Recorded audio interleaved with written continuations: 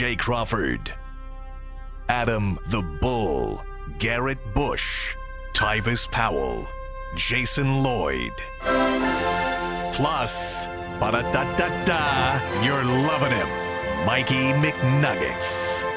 And so many big names, it would take me hours to say all of their names. The ultimate Cleveland sports show starts now. Booyah! Here not it is. What we hoped for, not what we hoped for, but kind of what we expected. The West Coast. Well, you expected. You picked them to win. I mean, you picked the Browns to lose, so you got it right. I did. We thought they'd win. I thought they'd lose both of these games. The West Coast. What is it, Mikey? 0-11 now. They on are West Coast trips. 0-9. They have not won a game since 2008. It's tough, man. It's tough. Now they didn't have the travel lag as an excuse this time because they stayed out on the West Coast. But when you don't have Denzel Ward and you have half of Myles Garrett, you're not an elite defense, and they proved that again. They're 7-5. The good news here is a lot of the other teams that the Browns want to lose lost.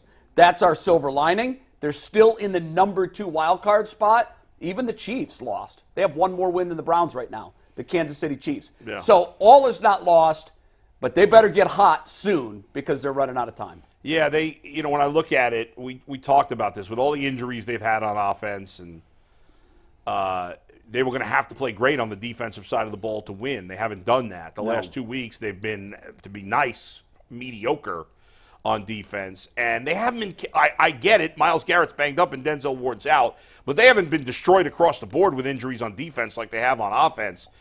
It's not – I don't think it's an excuse to just say, well, Denzel Ward's out. Other guys got to step up, and they're not. For the most part, guys are not stepping up on the defensive side. You're right. It's not. And by the way, we should point out early that G is nursing a very sore throat. We saw it on Friday. He's got a yellow card. When he wants to jump in, he's going to hold that up, and we're going to shut the hell up. Well, so now he can get in his first. But if you want to go on your opening rant here, please do, and then I'll follow to what you said because it is not an excuse. You're right, but the elite defense can't be elite without its 2 elite players. True, but it should be better than it was the last. Should have been better. Yeah. You're right. There's a space in between. And honestly, if I'm gonna on my blame pie, I got about 60% to the defense and about 40% to the offense. Oh. The offense did enough to win this game if the Browns' defense was elite. They were not. What do you got? I kind of said this earlier. We was on Behind the Glass, not Behind the Glass, the post-game show. And, I said, we're very critical of Kevin Stefanski when he calls plays or when he doesn't run what he wants to. And I think, to a certain point, I believe the defense is living off the past. I think the defense is living off the memory of the first 4 or 5 games that they played. And, I made the analogy, like when everybody in this country is about 2 weeks away from being homeless. 4 weeks if you got a good job, and in about 2 years if you Jay Crawford. But let you. What if your house is paid for? Then you're not going to be homeless. Hey, listen. And there's a lot of people in that boat, by the way. Right. A lot more than you think. You lose your job today, that check don't come in 2 weeks.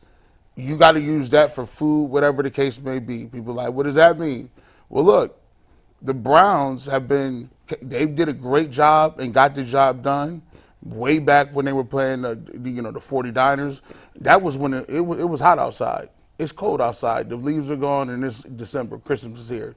So you can't keep cash and living off of what you did before. You got to go get some more money. You got to go get another job and put some money in the bank.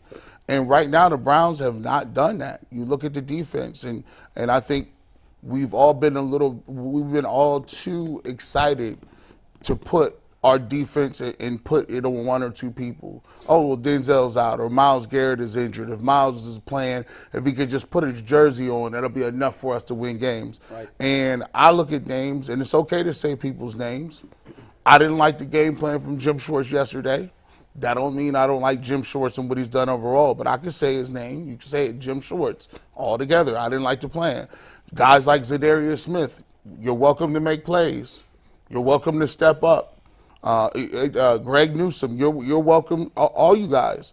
And Juan Thornhill, We need guys to step up and make plays. How about the front line? How about put a little pressure on? All defense, Hurst. I haven't heard a defensive tackle's name in weeks. And when you look at it, this defense is predicated on getting off blocks, being in the backfield, causing havoc. They have not done that. And the most disheartening thing for me was it just didn't seem like they've had to fire the last 2 weeks. They have not picked up their teammates.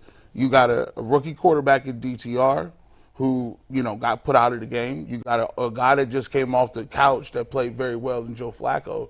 But you guys aren't picking those guys up and elevating the team to the next level. So they have to step up because Jacksonville is good, Houston is good, and if they don't step their game up, that can turn into a long slide of losses. And Chicago just beat Minnesota, and Cincinnati's a division game. There it is. Nothing's in the bank. Nothing at all. 7-9 is possible. It's unlikely, but it's possible. Of course. I mean, when you look at these 4 games, I think they're all going to be, they're not going to be pick-ems, that they're all going to be, I think, one-score games. That's the NFL. I do think it should be pointed out that even though I didn't love the defense, and I agree with everything you guys said. I think that, if you're going to start pointing fingers at where the blame goes, I do think it goes to the defense first. But it does need to be pointed out that after the Browns missed extra point, and it was 20-19, this was a football game. It was obvious. Joe Flacco just came off a great-looking drive. The defense came out and did their part. They essentially had a 3-and-out. There were 4 plays. One was a penalty. Defense came out, and I think I even texted to the group, and said to the folks I was watching with, you need a 3-and-out. You need a stand. Defense, step up. Do something. And they did. And so I was excited at that point because I thought, okay, now the game's in your hands. Do what you just did, and you come home at 8-4 and in really good position to nail down a playoff spot. And they threw an interception on the very next play on a deep ball. It made no sense to me. Now, the defense then comes out and gives up. After that, the defense was like, all right, we gave you our stand. We're playing without our elite players, and then they were done. L.A., touchdown drive. Let's face it, on that forced punt, they got lucky that a penalty got called that wiped out a huge play on that game. I mean, yeah, but it was a penalty. I hear you, but... I mean, I'm not going to say they got lucky because the other team had a penalty. And by the way, the hold on that penalty allowed that big play to go. Maybe so, but... the hold on Robinson was critical. It was. But after the interception, step up again. Okay? Stepping up one time is not good enough. You're right. I know, Mike, we want to get to Flacco and we'll get to the defense. I don't want to go too Yeah, we've got a lot to say about the defense. Yeah. I think the reason I wanted to point that out is because I'm 60-40 defense offense. Yeah. And that's the reason why. You can't excuse the offense and say it was all the defense. It's a team effort when you win. It's a team effort when you lose. I'm not going to grade on a scale because they were with 1.5 of their best players out of the game. Myles Garrett, take a seat. Do yourself a favor. You're not getting DPOY. Do the team a favor. Get healthy. Get healthy and come back and be Myles Garrett. We saw this movie last year. Yeah. He's Superman. I give him credit. The guy should not be playing. And if I'm wrong, you guys can step up now and tell me that. I know what he looks like when he's healthy. And now last year and this year, I know what he looks like when he's not. Valiant effort. But you don't get points for effort in this game because you always say, if you're out there, there are no excuses. That's right. You're out there, you expect no to perform. Excuses. He didn't perform. And it's just, it sucks having your elite corner out. And by the way, I know you shouldn't fall back that much when you lose one elite player, but we saw what this movie looked like against Denver. Yeah. Denzel Ward, guys, might actually be the elixir to this whole thing. Mike, I was the one who suggested we start with Flacco and go to the defense, but since we're rolling on defense already, I think we should. Well, I think we should stick with it. That was the only point I wanted to make. No, but I think we should stick with it because we're on a roll here, and then we'll get to Flacco. I'll go defense. We'll go defense Flacco. first, but regardless, let's go defense because we're on a roll with this. I got to get a read in first as we talk about defense. Okay. And FanDuel is America's #1 sportsbook, and even as the weather gets colder, the NFL offers stay hot on FanDuel. And right now, new customers get $100 $150 in bonus bets with any winning $5 moneyline bet. That's $150 if your team wins. So if you've been thinking about joining FanDuel, there's no better time to get in on the action than right now. The app is simple to use, and they have a wide range of betting options, including spreads, player props, over-unders, and much, much more. So visit FanDuel.com/UCSS to kick off the NFL season. FanDuel, an official partner of the NFL. And shout out to our guy or girl, to Neos Henry, for turning $4 into $674 yesterday. Nice! With a 8-part parlay, 3 same-game parlays, and 5 moneyline bets, including everything from the Cardinals, the Colts, the under in that game, the Buccaneers. Essentially turned $4.44 into $674.35. That's a big ticket winner. If you have a winning FanDuel ticket, make sure you tweet it at us and you'll be featured on the show as well. By the way, I got a buddy. I'm guessing that's a him with Henry as the Yeah. I got a buddy named Ed who is a really smart sports fan, a really smart gambler. Like, he uses FanDuel all the time. And I was talking to him on the drive in. He had his worst day ever. He made 17 bets on FanDuel, went 0 for 17. All NFL? All NFL. He went 0 for 17, and he lost in all 5 of his fantasy leagues. Jeez. It was that's like, what you call taking it on the chin. It's the worst day he's ever had, but shout out, Ed. That's rough. That's a bad day for you. Keep playing, Ed. Keep playing. The wins are out there. But I'll tell you, wow. Jim Schwartz does deserve some criticism here because we're always getting on Stefanski, as you say, G, about lack of adjustments. People get on him all the time. Well, where's the adjustment for the defense? Well, the defense should not fall apart just because Denzel Ward's out. Here's what I can't understand to that point, Bull.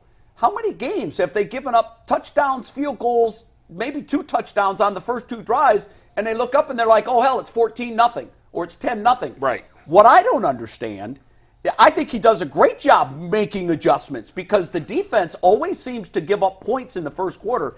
They even talked about it at the end of the first quarter yesterday. Jay, look at the screen. They give the most first quarter I points. don't get it. But they've been giving up a lot in the fourth quarter Fourth lately, quarter's too. bad, too, but the first quarter is awful. They're the worst in the league, or so second worst. I don't understand, Bull. I don't understand how he's coming out and he's not prepared to stop the opponent in the first quarter. You can't spot people all those points. No. Like, and it's just not one week. It's every single week. They get the ball right downfield. Get the ball again right downfield. Maybe get a stop. And even before halftime, they gave up points here. And we got Joe Flacco and rookie quarterbacks trying to fight back because that's not a game plan. Give those guys a lead. Like, give them something to be front runners. So they can pin their ears back and come back at quarterbacks. And what was so disappointing is you got a statue quarterback in Matt Stafford. No pressure. And they got nothing. No pressure the entire game. I still can't understand it. 0 sacks, 2 quarterback hits. I don't even remember those quarterback hits. Sacks, you guys? QB hits. I don't remember them. I don't remember them either. I think did Myles Garrett have one of the QB hits? No, Myles Garrett, for the first time in his career, put up a goose egg. All across? Zeros I think he did that one board. time last year. He didn't? No, first time in his career. Maybe he had one tackle. Yeah, I mean, again, back to what I said. I mean, Myles, and nobody, we love you. Take a seat. We all went nuts about the upgraded talent, and they do have more talent. But where is this guy? We had Myles and Ward last year. Where are all these other guys? Who's stepping up? Because there's really nobody right now. You know what? That graphic right there looks very similar to the team sack graphic from last year when you had Myles Garrett with a bunch and then a bunch of guys with sprinkle sacks in here and there. Right. And one thing on this graphic, Tomlinson had all 3 against Arizona. It's true. All 3 of his came against Arizona. Oh, my gosh. Right. Which they won 27-0, and they were a horrible team. Yeah. And you can't take those out. They still count, but yet they still. They crushed it now.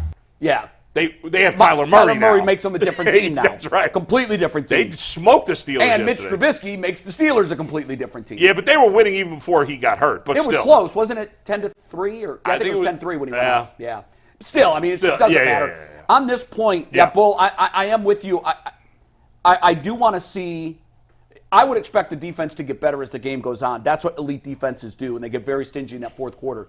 You can't give up 76 points in the fourth quarter and hope to be called an elite defense. Plus, I think that tag has gone out the window. They're has. certainly not elite. Yeah. They're among the NFL's top defenses this year, but they're close to losing their grip on that too. They are. They are. McNuggets, what was that stat you brought up? You brought up a stat in the post-game show. You talked about Yesterday? them not blitzing six-man blitzes. They're in the top. Or they're the least blitzing team when it comes to six-man blitzes, right? I understood that. Go ahead, Mike. The brand and their numbers haven't updated till after Monday Night Football, so I'll have to get the updated numbers. But they were in the bottom 5 in the NFL in bringing extra blitzers. They essentially, and that's Schwartz's MO. He wants to get pressure we with knew that his before. front 4 guys, but they do not bring extra blitzers. Well. And yesterday, ironically, and I could pull this up for you real quick. I bookmarked the tweet. I saw Jake Burns, who, if you haven't spoken to Jake Burns, really smart dude. He tweeted this out. Yesterday, they only blitzed 18% of the time. Yeah, that's product of Denzel 18% Ward being off the field. Yeah. That's why I said I think we may have underestimated his importance to this defense. We take him for granted when he's out there, but boy, it's is he a funny. glaring Mike weakness when he's said, gone. because Denzel Ward's missed games every year of his career. He has. And Mike put in the chat, he's like, well, has it been as big a drop-off when Denzel's gotten hurt in the past? And my response was the Browns' defense, for the most part, since Denzel's been here, has been bad. Sure. So even if there was a drop-off, well, it just went from bad to worse. Maybe you didn't really notice it. Obviously, it's been a drop-off. But, guys, you can't – one player – and I know it's not just one because Myles is banged up. But still, all your starters are playing besides Denzel Ward. All of them. Everybody. Anthony Walker was back. But I know they are. But, again, I call Myles Garrett half a body yesterday.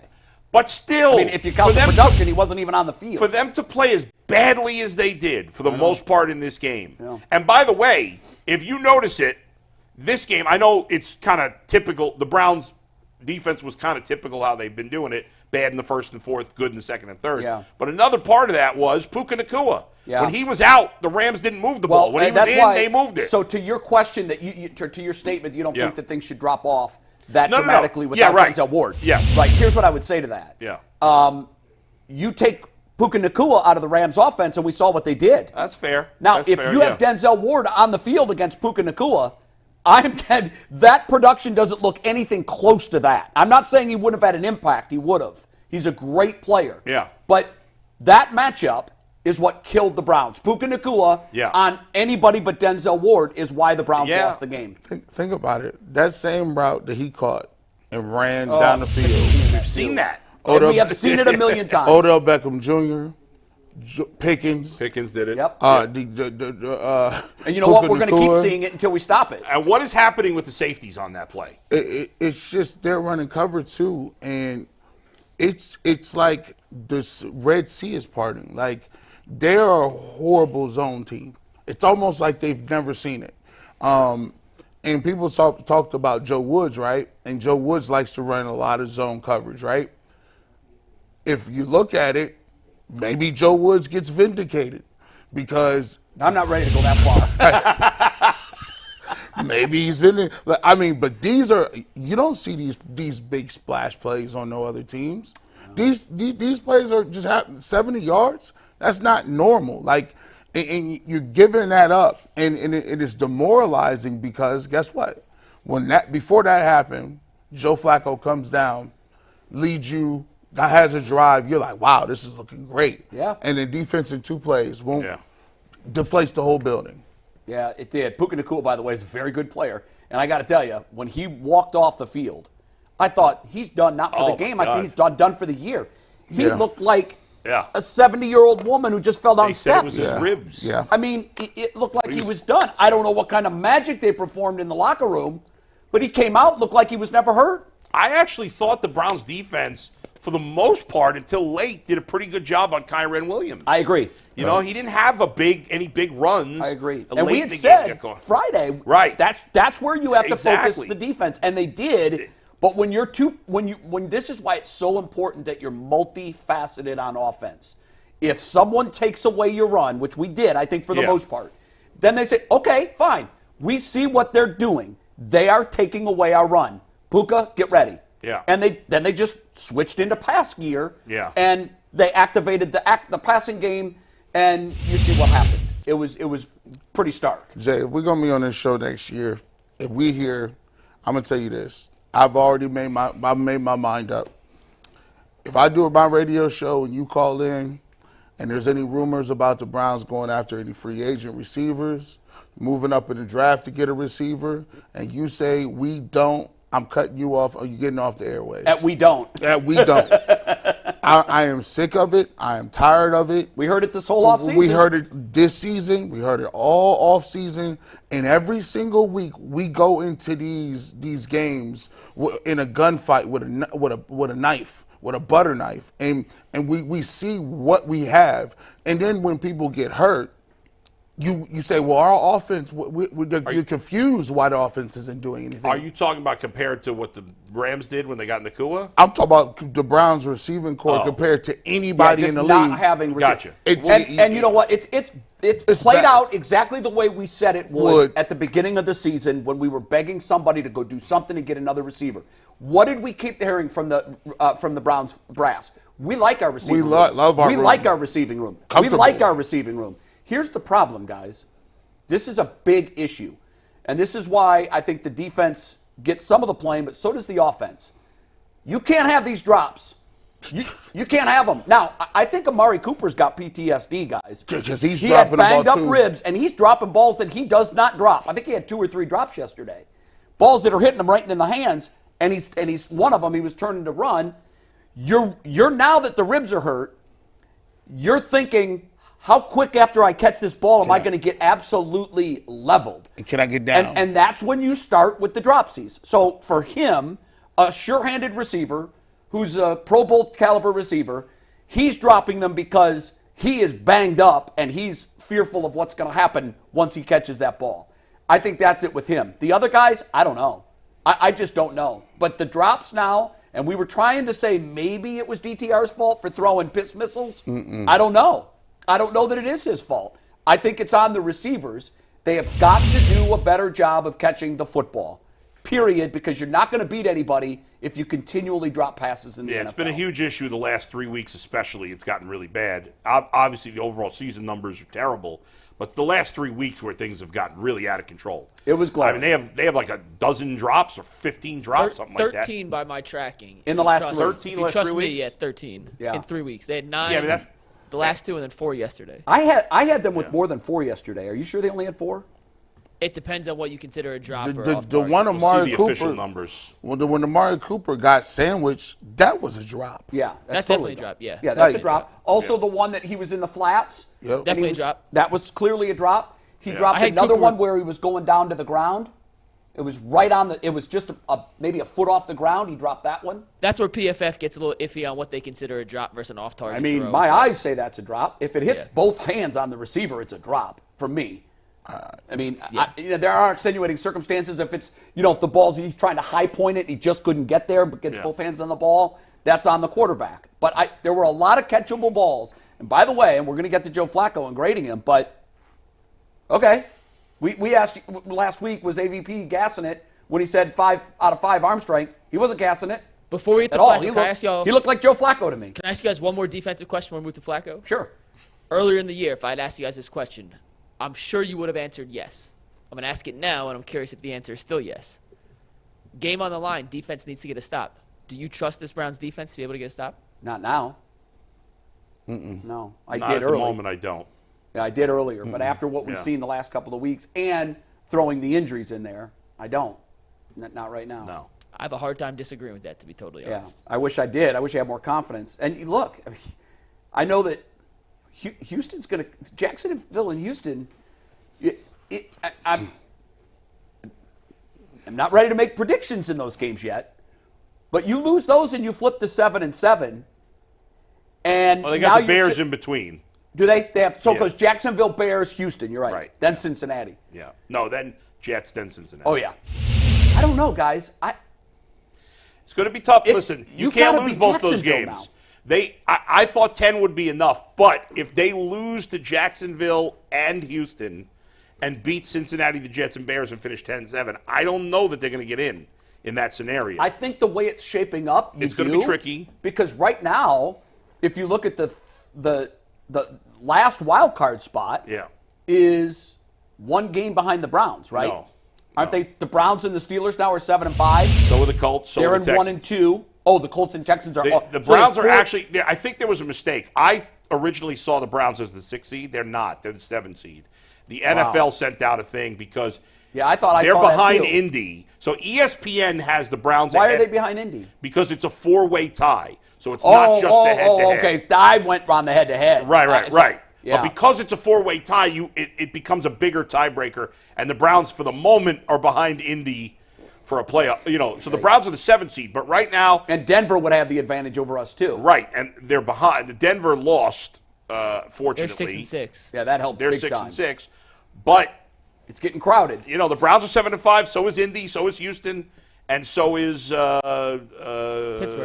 Pittsburgh. So it's And the it's- Bills are it's sitting there messy. at 6 man. and 6. If they would have won yesterday, I know ifs and Yeah. but And the my division's goodness. over. The Ravens are Yeah, winning no, the division. Ravens are going to probably at this point. The Ravens are looking like they're in the driver's seat for the overall 1 seed. If the Kansas City's not Kansas City. If the Jaguars Jaguars actually- win tonight against They're tied with Cincinnati, Baltimore, they're right? the 1 seed as of now. If the Jaguars win out, they're the 1 seed. Yeah. Oh, really? Because they would both be 9-3 if the Jags win tonight, right? The Jaguars have the tiebreaker right now if they win tonight. Look And at Miami Jacksonville. technically is the 1 seed as of this moment. Miami is? Miami, Over yeah. Baltimore, yeah. Wow. Because of their win percentage in AFC games. Higher than Baltimore's. Higher than Baltimore. You can thank the Browns for that. And they Shout out lost to to the the Browns. Colts. I mean, Yeah. the Ravens It's have weird. lost some weird games. The NFL's right now is as unpredictable as it can get. I agree with that. It's Yeah. just, No. especially in the AFC. Well, your because- buddy was 0-17, and he knows what he's doing. Yeah, I mean, that's perfect example. It's of crazy. Look at Kansas City last night. I mean, yeah. gone Jordan are loves the days playing well. when you just say, oh, they're down 4 points, they're going to get a touchdown drive. That's what they do. Those days are long gone. By the way, Dak Prescott now the favorite to win the MVP at the moment. And I think that's right. At the moment, it I'm could not change. saying he's going to win it, but I do think. Now, what's curious to me is San Francisco's win over Philly. I don't want to get too far off the Browns' path Yeah, here. what a beatdown. But that flipped the NFC on its head. Now Philly has to play Dallas, and all of a sudden the division is in play. That's true. Yeah. That's and nuts. And Purdy is in the Purdy MVP conversation. and Dak in the East, I think. In the NFC. Or in the NFC, yeah. Yeah. In the NFC. Yeah. That's what it looks like to me. Yeah, no doubt. San Francisco looked really My God. San Francisco, as I was watching that game, I've decided that if you're going to go into the lab and come out with the perfect offense, that's it. You want to stop the run? Fine, we'll kill you through the air. You want to stop the passing game? We'll kill you on the ground. They have absolute perfect balance. What's funny is at the end of the first quarter, because you had it on the split screen with the Browns game for a while. The end of the first quarter, we're going to get off this, but the Niners couldn't move the ball the first quarter. No. But Philly couldn't. They moved it twice, but they couldn't get in the end zone. No points. So they got a field goal, but they didn't get a touch. So it was 6-0. But then it was from the second quarter on, the Niners kicked their ass. It was crazy. Yeah. It really was. Anyway. All right, go ahead, Mike. If you would bet the over on Joe Flacco passing yards yesterday on FanDuel, you would have won a lot of money because even as the weather gets colder, the NFL deals on FanDuel stay red hot. And right now, new customers get $150 in bonus bets with any winning $5 moneyline bet. That's $150 if your team wins. So if you've been thinking about joining FanDuel, there's no better time to get in on the action than right now. The app is simple to use, and there's a wide range of betting options, including spreads, player props, over-unders, and much, much more. So visit FanDuel.com/UCSS to kick off the NFL season. FanDuel, an official partner of the NFL, an official partner of the Ultimate Cleveland Sports Show. Guys, Joe Flacco made his Cleveland debut yesterday, and at least in my eyes, played pretty damn well. Did you guys see the same? I thought he played very well. I was shocked. Letter grade? I give him a B only because that pick was just so. That's exactly what I have. It just killed him. Yeah. And it was such. It wasn't like he got unlucky. It was a horrendous throw. His only bad throw. That was of the horrendous. day. I thought till that point he was an A. I mean, but that was so bad, that throw, that I knocked him down to a B. But besides that, I mean, for the first 53 minutes of the game, there's no way you could have expected any better. His ability to run play action and fool the defense was on point. Yes. Now, sometimes he had to delay in his throw because of the chemistry with the receivers. He obviously had good chemistry with Elijah Moore, especially after Cooper went out. He was throwing to him all the time. And Elijah Moore did a nice job. He played pretty well in this game. Obviously, he had his biggest yardage total as a Cleveland Brown. But he seemed very in command of the offense. And there didn't seem like there was much rust, considering he hasn't been on the field in 11 months.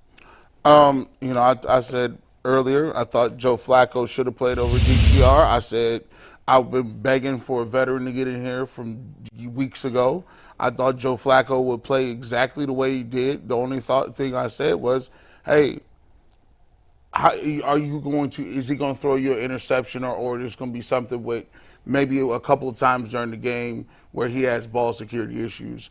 But overall, I thought he did a great job. To me, he's starting the rest of the year.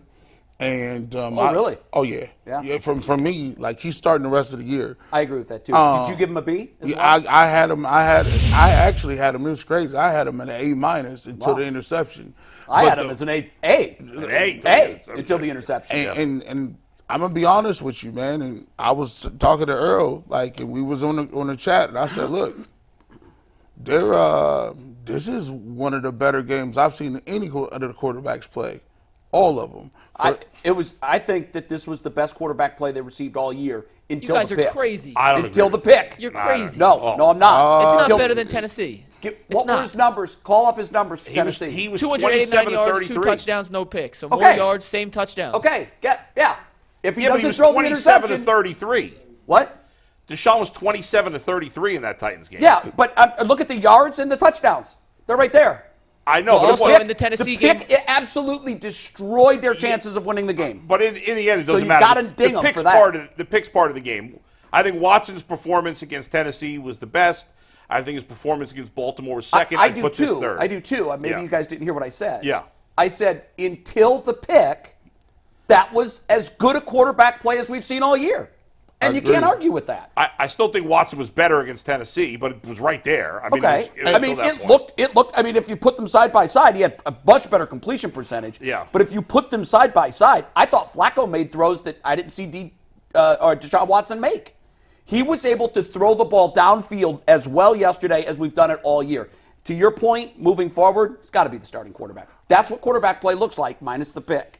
Now, I will say, look, here's the thing, and the reason I elevate him too is we heard about the Deshaun Watson rust. Now, I'm a Deshaun Watson fan. I think he's that guy.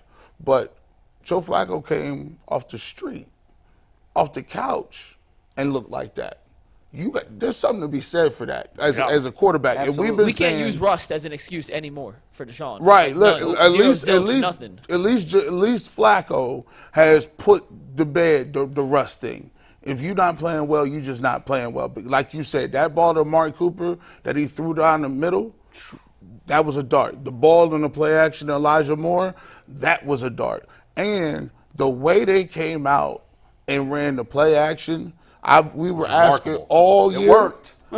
What we're seeing, that is what Kevin Stefanski's playbook is. I think that's what he generally wants to do. That's him. The pro-style quarterback. That's him. With the play-action fake being a huge part. By the way, if we can go back and show that pick one more time, if you throw the interception, take a look at Ford and the space he would have had to run the football had they handed him the ball there instead of trying to throw an inexplicable look at that.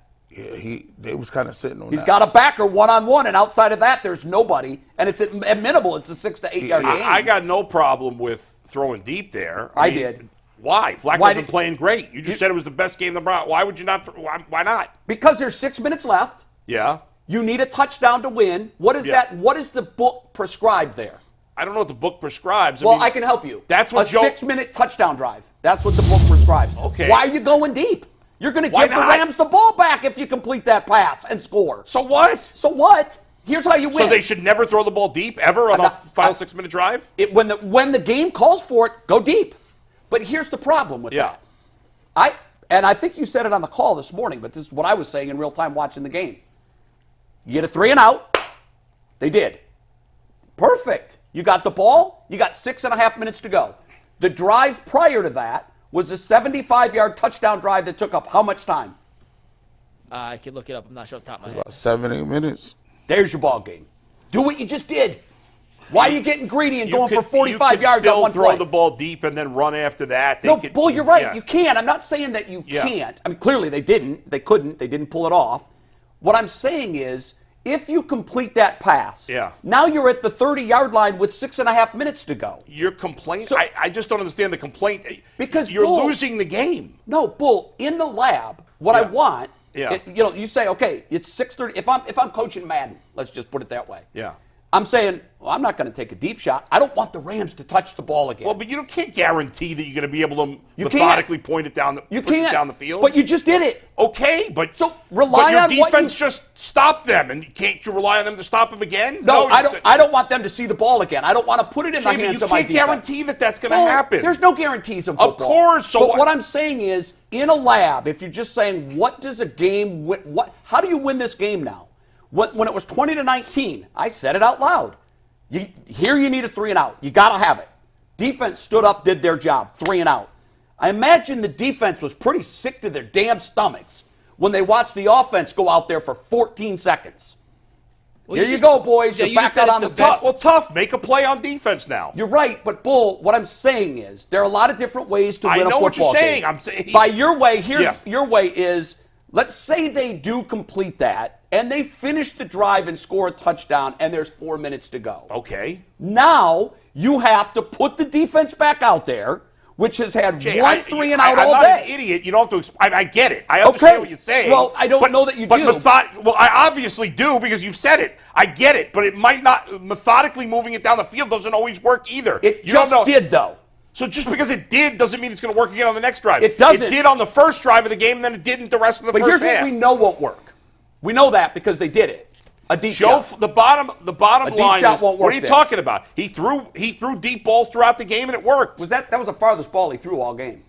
I mean, by air, he also, he could have checked it down. He could have threw it out of bounds. He tried throwing it flat. He foot, made a 50 bad yards. decision. He made a never bad should have thrown the decision. football. I'll give you guys that. But what I'm saying is, in my mind, as I'm watching this play out, I'm like, this is perfect. We got a 3-and-out. We've got the football. We've got 6.5 minutes of clock, so there's no issue with time. Run the ball, dink and dunk, move it down the field, score a touchdown. As a matter of fact, if you want, you can take it to the 5-yard line and kick a field goal and win the football game. The idea that you purposely just don't try to get the ball down quick because you're afraid to score No. too quick is ludicrous. Well, I'm not saying you on Yes, you purpose don't get it downfield. That was a choice that they G. Bush, made. hold up the yellow card. Let's G. go Bush- downfield. What does G. Bush have to say? Bull is saying take points when you get them. Here's what I'm saying. Because normally I would agree with that. But how many times have we been watching a game and a team scores and you go, uh-oh, too fast. They scored too quick. They left the other team too much time. I'm trying to eliminate any possibilities that the Rams see the ball again. The bottom so line- really, yeah. I said a touchdown drive. Yeah. Hell, give me a 6.5-minute field goal drive. I'm okay with that. Give me a 4.5-minute field goal okay, drive. and maybe who knows? At that point, they thought they had something deep. He shouldn't have thrown the ball. He made a mistake. I'm not going to kill Kevin And Bull, Stefanski even for if that. it was completed, Yeah. and take the points when you can get them, I absolutely agree. If they're in a defense that's got a 9-man front and you see that you've got one-on-one coverage somewhere, take it. They're in a high cover 2. It was the exact defense that you wouldn't want to throw a deep ball in. But that's on Flacco. That's not on Stefanski. I don't blame. Yeah. Listen, I don't know what the play call was. I don't know if Stefanski was asked afterwards. What I do know was, and I don't think he checked out of that play. So I think whatever was called, they ran. But to me, it was driving me nuts that when you looked at what Ford had in front of him, because it was a play fake to him, they were in a pass deep defense. He was one-on-one with a backer, and there wasn't another player within 15 yards of him. So I just watched it again from the All-22. There was pressure from DeJuan Jones, which forced Flacco to stop, plant his feet, and then try to throw. Jay, you were right. There was plenty of space. If they had handed the ball off, he probably would have got 6 to 8 to 10 yards. And maybe more, but at least 6. Yes. There's definitely space. It also looked at when Flacco wanted to step up and throw, John Johnson, the safety, had just started his break. He did. Hadn't flown over yet. Sat on it. When he had to plant his feet and then throw again, he underthrew it by about 10 yards because he didn't step into it. Yeah. And that's what allowed John Johnson to get there. Who knows what happens if he lets it go on time? Would Moore have got the catch? Who the hell knows? We don't know. Was there definitely And we'll space to never run? know. Was there definitely space to run? Absolutely. but I don't think Stefanski I'm just saying that of all the plays that you can dial up there and trying to figure, I always say before the drive, okay, what do you want to accomplish here? What do you need to accomplish? And the later you get in a game, the easier that question is to answer. And for me, as I'm watching this drive start and I'm saying, okay, what's the objective of this drive? My objective on that drive is to take 6 minutes off the game clock and at least kick a field goal. And if you take 6 minutes off the game clock, you will be deep enough in the opponent's territory to kick a go-ahead field goal. Now, if you don't, then you can put it in the hands of your defense. So it's possible they would have run it 3 times and had to punt. Very possible. But at least that way, you have a chance to get the ball back. The reason I think he did it was, if you look at that game, the one thing that I liked the most from Flacco was anytime there was pressure, anytime he didn't have anything, what did he do? I'm throwing the ball out of bounds. Wisely. And I think that Kevin Stefanski, when you call in that play, if you see in how Joe is handling it and he likes the way he's playing, he's thinking, okay, let me call this deep shot. If Joe doesn't have it, he's going to be smart with it. He made every right decision to that point. It's up to that point. Yeah. And get rid of it, and we can come back and run the ball on that second play. And I think in the flow of the game, that's what he was thinking. He was going to give him that liberty because he's a veteran and he had made the right play. I think Joe got a little excited in the pocket. He threw that football, and if you ask him, he'll probably say, that was on me. I should I'm sure I didn't hear his post game. He wants that back. Oh, I'm sure he would say that. He's going to own that. He's a veteran. His quote after the game, he knows it's on him. I'm upset at myself. It was a bad read. I know I can play this game, so that's not my thought process at this point. My thought process, I'm just disappointed in myself. I let these guys down. It was a bad read. That's what I would expect him to say. What I want on that drive, by the way, is I want 5 or 6 on first down. Mm-hmm. Stay on schedule. It's very important. Now, the next drive, obviously, they're down because after the interception and they get the touchdown. Then you take any mystery out of the equation. I always say when the other team knows what you're going to do, you're halfway to being defeated. They know. So if it's a run play and they know it's going to be a run play, the likelihood of stopping it is far greater. Once the mystery was out and they had to pass every play, we saw how that movie ended. They went backwards, safety. Mm-hmm. So when you telegraph what you're going to do to a defense, you're halfway to losing the game. You've got to run in pass situations. You've got to pass and run. You've got to keep them honest. The run game wasn't working with all this great success, but they were averaging more than 4 yards a carry. I know we talk a lot on this show about analytics. Let's use analytics for just a second in this discussion. You're averaging 4 yards a carry. You get 3 downs to make a first down. 4 times 3 is 12. You can move the football down the field and move the sticks 12 yards at a time, mixing in a pass here and there to keep them honest, short stuff in the flats, high completion percentage. If it's not there, throw it away. But try to stay on schedule. Don't get yourself in 3rd and 17. You're going to take a sack for a safety on that. So I wanted to see them run on first down, chew the clock. 6 minutes and 30 seconds with 2 first downs becomes 2:30 left in the game. And at that point, if you get 2 first downs, you're at midfield. Now, you're another first down away from trying a big field goal. And it was interesting how this played out to me. I thought this is going to end exactly like the Baltimore game. He's going to miss an extra point and get a chance to kick a late field goal to win it. Mm-hmm. And I really thought that's what was going to happen until they went for broke on the deep ball. Well, here's the thing. I think, the same as Deshaun Watson. He gave Deshaun Watson that liberty to go down the field and do it. I think in the case of Kevin Stefanski, I don't look at it as – now, if he would have done that with P.J. Walker or called that play with DTR – oh, that's then it's inexplicable. Then I can understand why fans would be screaming. But if you do that with Deshaun Watson or Joe Flacco, the veterans, they can make the throw. You put it on their plate and hope they make the throw. You made the wrong choice. In terms of Flacco starting the rest of the year, are you in on that? I wouldn't commit to him for the rest of the year. There's no point in doing it. If I'm Stefanski, I would definitely start him again this week, and then I see how he plays. I agree with that. Because if he keeps playing as he did last week, yes, I would start him for the rest of the year. Yeah. However, because of his age, how's he going to – I think you mentioned this last week, or maybe it was Tyler. No, it was you. He looked great the first 2 weeks. No, I mentioned that, but you mentioned specifically now he took some hits. Oh, yeah. Especially at the end of the game, he got hit. And it's like, well, how's he feeling today? I bet not well. And what's that going to look like? And so we'll see. And Jacksonville's going to be obviously a tough game.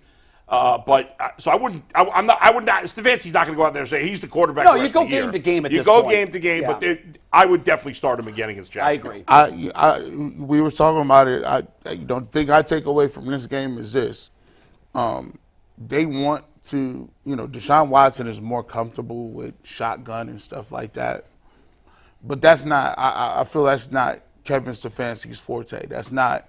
It just seems like that playbook they promised us is a bunch of shotgun plays thrown in with no concept, with no mixing.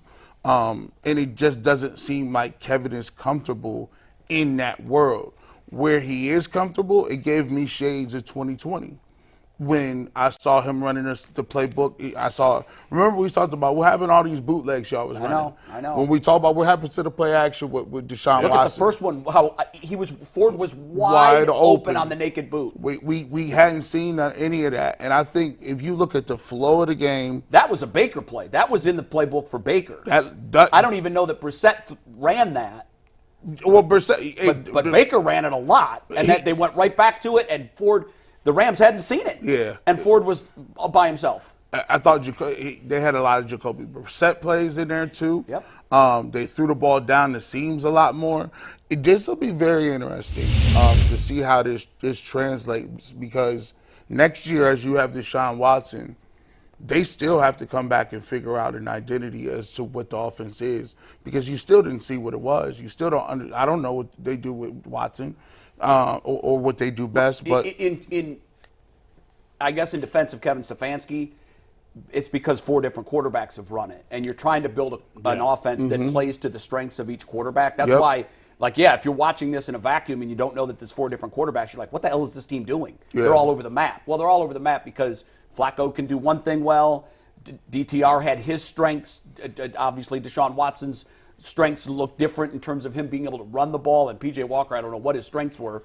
Yeah. They were probably running a hybrid between the DTR and Deshaun Watson offense. They went from doing no play action to play action on almost every throw, it seemed like. They really did. I mean, a lot. He did a fake on almost every throw. But boy, doesn't he carry out the fake well? Phenomenal. His mechanics on the play fake are perfect. Footwork. It reminds me of Boomer Esiason. Boomer was amazing. Boomer was the best Baker was I'd ever actually seen. Pretty good at play faking too. And I love the fact, so a lot of people want to just go all or nothing on Stefanski. Like, I can't do it. Like, when you watch football or you play football, I don't care about narratives. At the end of the day, I just got to talk about what I see. And the play action was actually a brilliant situation because it neutralized Aaron Donald. They actually started having the play action fake and then having the running back chip in the middle of the field with Aaron Donald instead of on the outside. Exactly. And it kept Joe Flacco clean. I said, I like that wrinkle. Until the end, they protected him really well. And in the end, they were, like I said, obvious passing downs. It's easy at that point. Yeah. They know what you're doing. Yeah. He does. Stefanski has some stuff that he does really well. Sometimes he has the brain farts. Like, you think about I don't know why he went for it. And he had the 3 timeouts and a 2-minute warning. And can we talk about the challenge, too? Yeah. Like, what in the that hell was terrible. that? Now, somebody's giving you that advice, but that was horrible. I guess, but I mean, whoever gave him the advice, you got to change that person out. That wasn't even close. I mean, have you ever heard a referee? No. I don't get that one at all. No. Like, he might as well said, he's out of pocket. After further review, we've decided the coach of the Browns is a dumbass for challenging that play. I mean, have you ever heard him pile on like that? Well, he said that, and he said butt cheek, so that was that was funny. And the moving the ball on the center. I didn't see that. Was BS.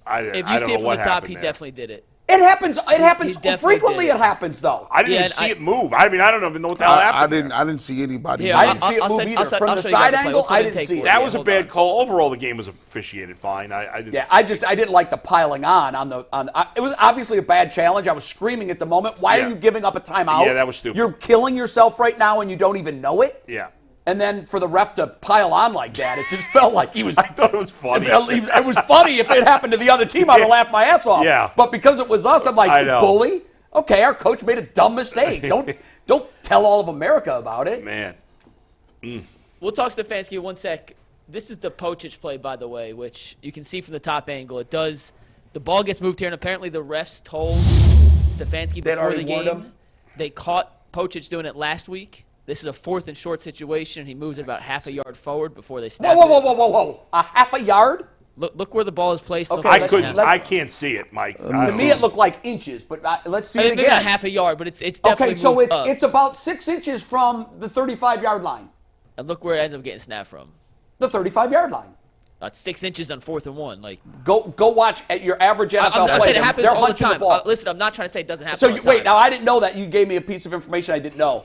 They had already warned Stefanski that Pochich got called for this last week. I know he got called last week, but they warned them in They sent a game? league-wide memo. Hey, we're keeping a closer eye on this. I can't even see it. It's hard to minimal. see. The video's small. It's not a half yard. Here, I'll text it to you guys so you can watch it on your phone. But listen, you can't do it in that spot. You can't do it. You killed your team. You killed your team. You've got to stay on schedule in those drives. And I don't want to say it's a crappy call because it's the right call, but it's like it's minimal movement. But when they say they're going to call it and it happens, like it's hard to get. Did you guys watch the Sunday Nighter last night? I did not. I was Man, out for there that. were two, and I saw the replay of the pass. It's rare that the color guy, the play-by-play guy, and the referee I just sent you the video. all agree. But they all agree. Like the first pass interference that would have given the Chiefs the ball at the 4. Oh, The defender came right through him. That was not even close. That was an obvious no-brainer. What they were really discussing in the postgame show was the pass into the end zone. To Kelsey. And again, all three agreed that's pass interference. I know it doesn't get called in that situation, but when you have two hands on the back of the intended receiver and there is a clear shove, that's pass interference. Chiefs should have never been in that situation. They're not playing well enough. They shouldn't have, but all of that withstanding, they missed that call. Who's the best team in the AFC right now? Right now. That's a great question, and I don't have an answer. I guess I'd say Miami. Jacksonville, Baltimore, Miami. It's not Kansas City. G. Bush and Bull, look at your phones real quick. I just sent you the video so you could actually see it. While we're doing that, if you're in the chat, just want to say we appreciate you guys. Hit the like button, hit the subscribe button. Anyone who tunes in to anything we do on UCSS, whether it's the show, Behind the Glass, the barbershop, any of the above, we really do appreciate y'all. Hit the like button, hit the subscribe button. And today is our 400th episode, so we appreciate you guys for your continued support from the get-go.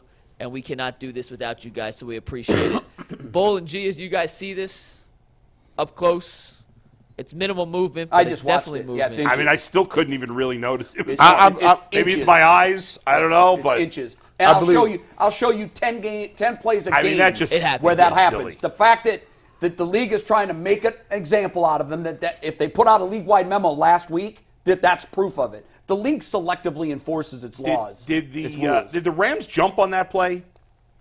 I don't remember they did. I'll go back and Like watch to it. me, Hold that's on. a call I would only make if the other team jumped. Oh, I see. There was You know no what I way. mean? But- There's no way you could call that.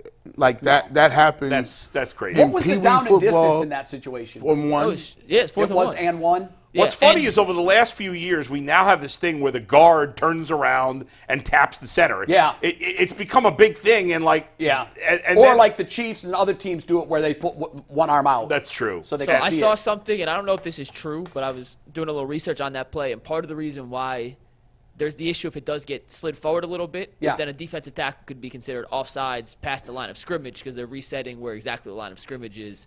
And once they're set, now you move it up, then Again, a coach we're looking down the line. talking So inches. it's convoluted, it's confusing. That's the best explanation, Mike, is that maybe you could then put someone in the neutral zone. Right. But there is absolutely no advantage as to picking it up. then don't because call- the quarterback is standing in the same spot. Exactly. If 100%. everybody hunched up 6 inches, okay. That's now why I would that's say an issue. only call it if the defense then commits a penalty Right. because of it. So did that I'm agreeing. For the record, I'm totally agreeing with you guys. Yeah. I'm I just know. giving you information. And you're right. If it puts someone in the neutral zone, then there's no neutral zone infraction. yeah. It's a hunching call. It's BS because they could eliminate all of this. There's technology available. Put GPS, a laser Oh, my God. in the football. For these end zone pileups, it's ridiculous that we don't have that. It does not. It's ridiculous that they Yeah. want to keep. That's what makes people have. That's why I don't like certain things. there's certain bodies that do things that make people come up with conspiracy theories. Right. Like, they could debunk a lot of it and just not even get into it about every game is rigged Yeah. by just putting the doggone technology. They do it in tennis all the time, bro. I don't know. Just stop doing like. I will say, in fairness to the refs in general, we always criticize the refs when they screw up. The action, we get fast. to see it on high def and slow motion replay, They have a tough close-ups. job. That's a tough job doing now, that. in some cases, like the pass interference call in the Chiefs game yesterday, a 7th grade first-year official is going to throw a flag on that. And It's obvious pass interference. And sometimes they call things that they think happen instead of actually seeing it, which drives me crazy. Yeah. We see that in the NBA all the time. They anticipate a foul, so they call it. You're right. That I hate. But by and large, they do a pretty good job considering the circumstances they're under. All right, Mike's got a Stefanski question for us. Fire So away. I mentioned this to G on our post chat after the post game show, which you missed. Go back and check it out. But we were talking about Kevin Stefanski and how this was the Baker Brissett playbook he dusted off. It looked quite different than the Deshaun Watson offense, and there's good reason. Obviously, Deshaun and Joe Flacco, very different skill sets. But it seems like Stefanski's creativity and all the wrinkles he has in his offense come out of this bootleg play action playbook, and then when they have to go into the more shotgun predicated offense for Deshaun Watson, it seems a little more stale and basic. And I compared it to my high school coach who literally bought a flex playbook off a coaching 101 website and handed it to me my junior year and said, this is what we're running this year. Wait, Mike. Yes. I don't understand. Haven't we complained that they run too many trick plays? No. Not to say trick plays, but just little wrinkles and counters to what the defense is doing. Such as the first touchdown to Jerome Ford yesterday, where they brought something back out they hadn't used in a while. I'm not even saying it's a knock on how they run the shotgun offense. I'm just saying it seems like the wrinkles and creativity, like yesterday having the running back chip Aaron Donald in the middle, come more out of that type of playbook than when we see Deshaun Watson or DTR or whoever in the more shotgun predicated offense. G, you seem to agree last night. Bull, do you not kind of see that the same way? Am I way off in what I'm looking at? I don't know. I mean, how do you define that? How do you define that? I mean, the offense looked good in the Tennessee game, right? The offense looked good I'm not in the saying it didn't Arizona look good. game. Like, this is not a good or bad. It just seems there's different levels and more, what's what I'm looking for? More creativity? Not even creativity, but piece together plays to No, where he has. you run 2 or 3 plays to set up an extra play. He has- and it he seems has- like it's more continuous. and Maybe it there's just more of a looks pattern to that where way he's because Flacco played better and smoother than the other quarterbacks. But I think I know what you're driving at, Mike, and let me see if this answers it. This is my perception. Could be wrong.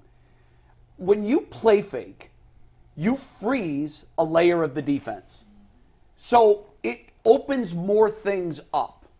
When you don't have play fake in your offense, there's a higher likelihood the defense is able to call out what you're going to run than if you're going to play fake. Because let's face it, the play fake is designed to look like a run but end up as a pass. If the defense comes up to the line and see that you look like you're going to run, they're going to switch their call, if it wasn't already run heavy, to be run heavy. That's why it opens up the pass. That's the whole idea of the play fake. And it seems just to me from an outside observer who's never spoken to Kevin Stefanski in my life, he seems more comfortable calling plays and putting play progressions together when his quarterback has that capability I under agree with center that. than when he's in shotgun 70-75% of the No, time. I agree with that, and there's a reason the play fake has been in the NFL in their vocabulary for 50 years. It works. It's a proven style of playing offense. I think that when you're gun heavy and 5 wides or splits to both sides, just hold a sign up that says we're passing. Yeah. Again, I know it makes it sound very simplistic, and I'm not a chess player, but I know people that are, and they tell me more important than the move you're about to make is the move your opponent will make once you make your move. I don't think that way. My brain just can't go 5 steps ahead like that. But here's what I will say. You're playing chess as an offensive coordinator when you're keeping your opponent on his heels. What move is he going to make? And when you're in gun and you've got 4 and you're empty, the mystery's gone. You're going to throw the ball. There's a lot of quarterbacks that have a lot of success playing out of that, though. So Well, you got to be very. You have to be very. You better be elite, and you better have elite receivers. Because that means they know you got to be able to get up press coverage. You got to be able to put the ball into a place where they can't get it, and you can move the ball systematically down the field. And you got to be able to do that consistently. Be two-dimensional. Yeah.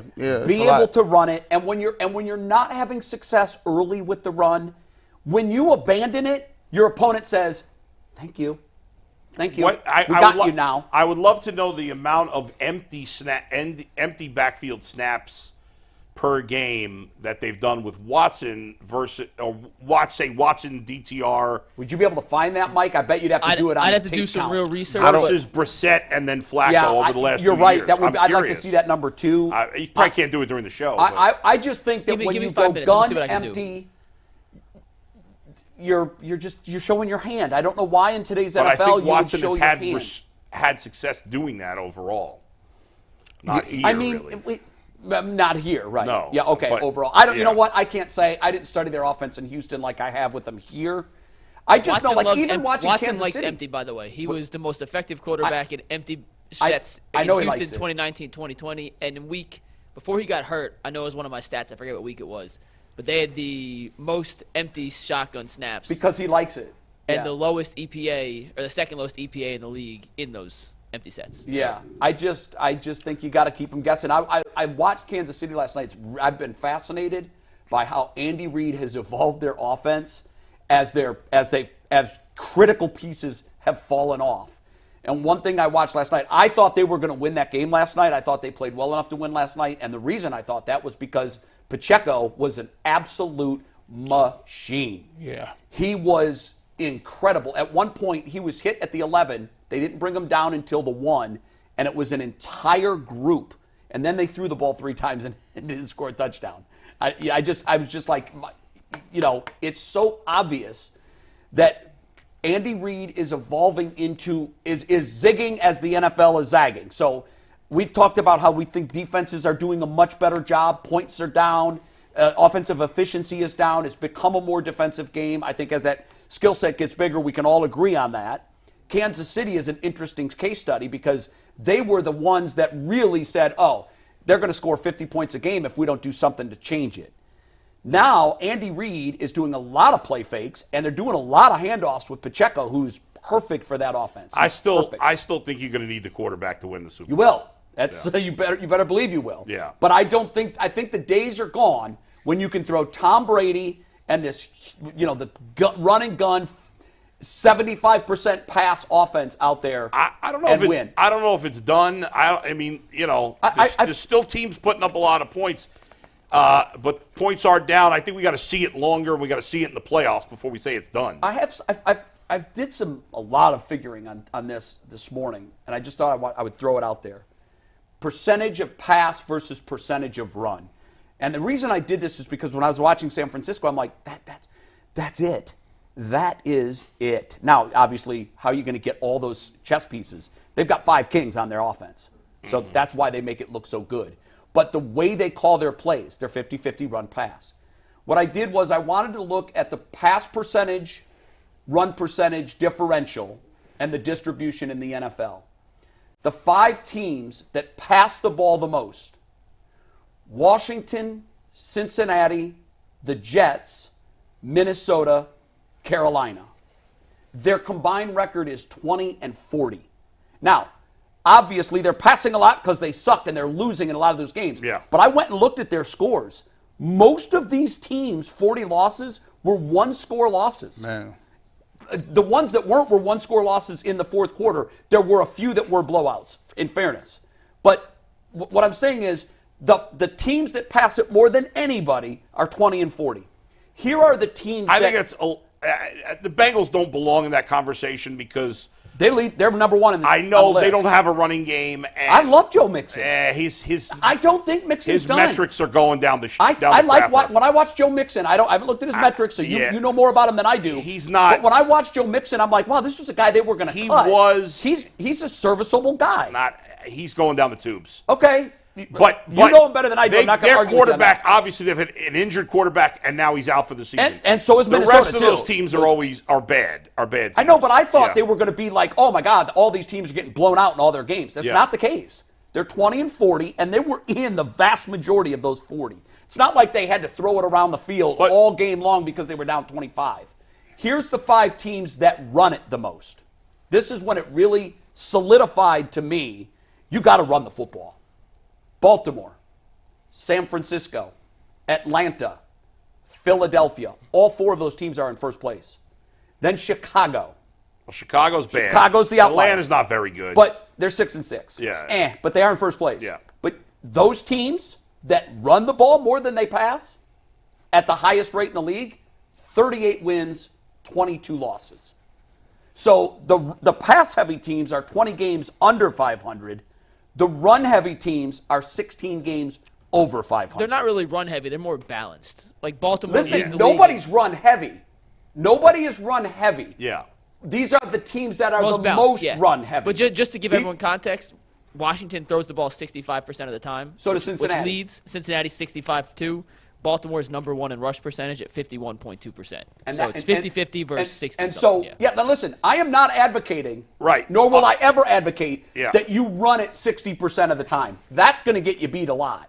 What I'm advocating for is a 50-50 mix, a San Francisco offense, a Baltimore offense, a Philadelphia offense. Although Baltimore is, I bet that 51% is the lowest they've had with Lamar Jackson, and it's the best their offense has looked. I don't know if it is the lowest. That's got to be, I would think. No, last year was lower. Oh, was? Yeah, I would. Well, Lamar missed a lot of the season, though. So here's the other thing that I think kind of ties into that stat. I went back and looked at all 12 of the Browns games this year to see what their distribution pass to run was.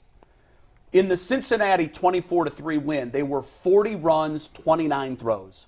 So but Jay, you're going to give us stats that are misleading here. I'm going to give that stat context. Okay. I'm going to give that stat context. That was so one-sided. It was, by the way, their most one-sided of the year because it was a runaway win. They were up 21 points. What do you do when you're up? You run the clock. Weather too. You milk the clock. That's what you do. Tennessee, 27-3 win. Same situation. It was never in jeopardy, never in question. 33 pass, 31 run. I love that look, by the way. I love it. I want to be 2 or 3 off either way. San Francisco, a win, 34 pass, 34 run, right down the middle, 50-50. Indianapolis, 1-point win, 37 pass, 33 run, very close to 50-50. Arizona, now this was a blowout win. You'd expect there'd be a lot more runs than passes because it was a blowout. It was 40 run, 30 pass. Still a little high in a game you won by 27, but I'm not going to complain. Baltimore, 33-31 win, 35 pass, 36 run. Right about right down the middle. For their 7 wins combined, this is stunning. They've thrown 241 passes, 243 runs. It's not stunning because when you're up, you're going to run more at the end of the game. Well, a lot of those games were one-score games. 1, 2, 3. But one score doesn't mean you're not up. When you're up late, you're going to run. If it's a close game late, you're going to run. Of course, and I even said that. Yeah. What I'm demonstrating for you is, and here's why it's important. Even if the run isn't working, and there were games in there where it wasn't working great, but they stayed with it, and the defense wasn't sure. They didn't know if they were going to pass or run because they didn't abandon the run. Here's their 5 losses. 26-22 to Pittsburgh. Close game. Obviously, they should have won that game. 40 pass, 35 run. Baltimore, loss. 36 pass, 25 run. Seattle, this was the one that just drives me nuts. They ran it 8 times more than they threw it. But I felt they threw it. And a lot of this, to me, is situational. There are situations where I think you should be running, and they're passing. So these stats are not backing up your argument. No, well, they will. In the macro, they are. They absolutely do. And I'll tell you why. Now, hold on. So far, the first 3 games have not. The first 3 losses. The first 3, Pittsburgh, they had 5 more passes than So runs. what? Some of those wins, they had more passes. Never more than 4.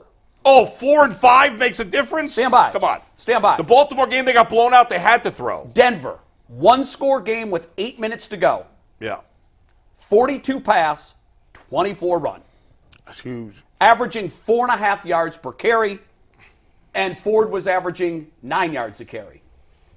Last week, or yesterday, 44 pass, 23 run. You're really complaining about that from yesterday? You think they lost because they didn't run more? I will 1,000. Joe Flacco was playing really well.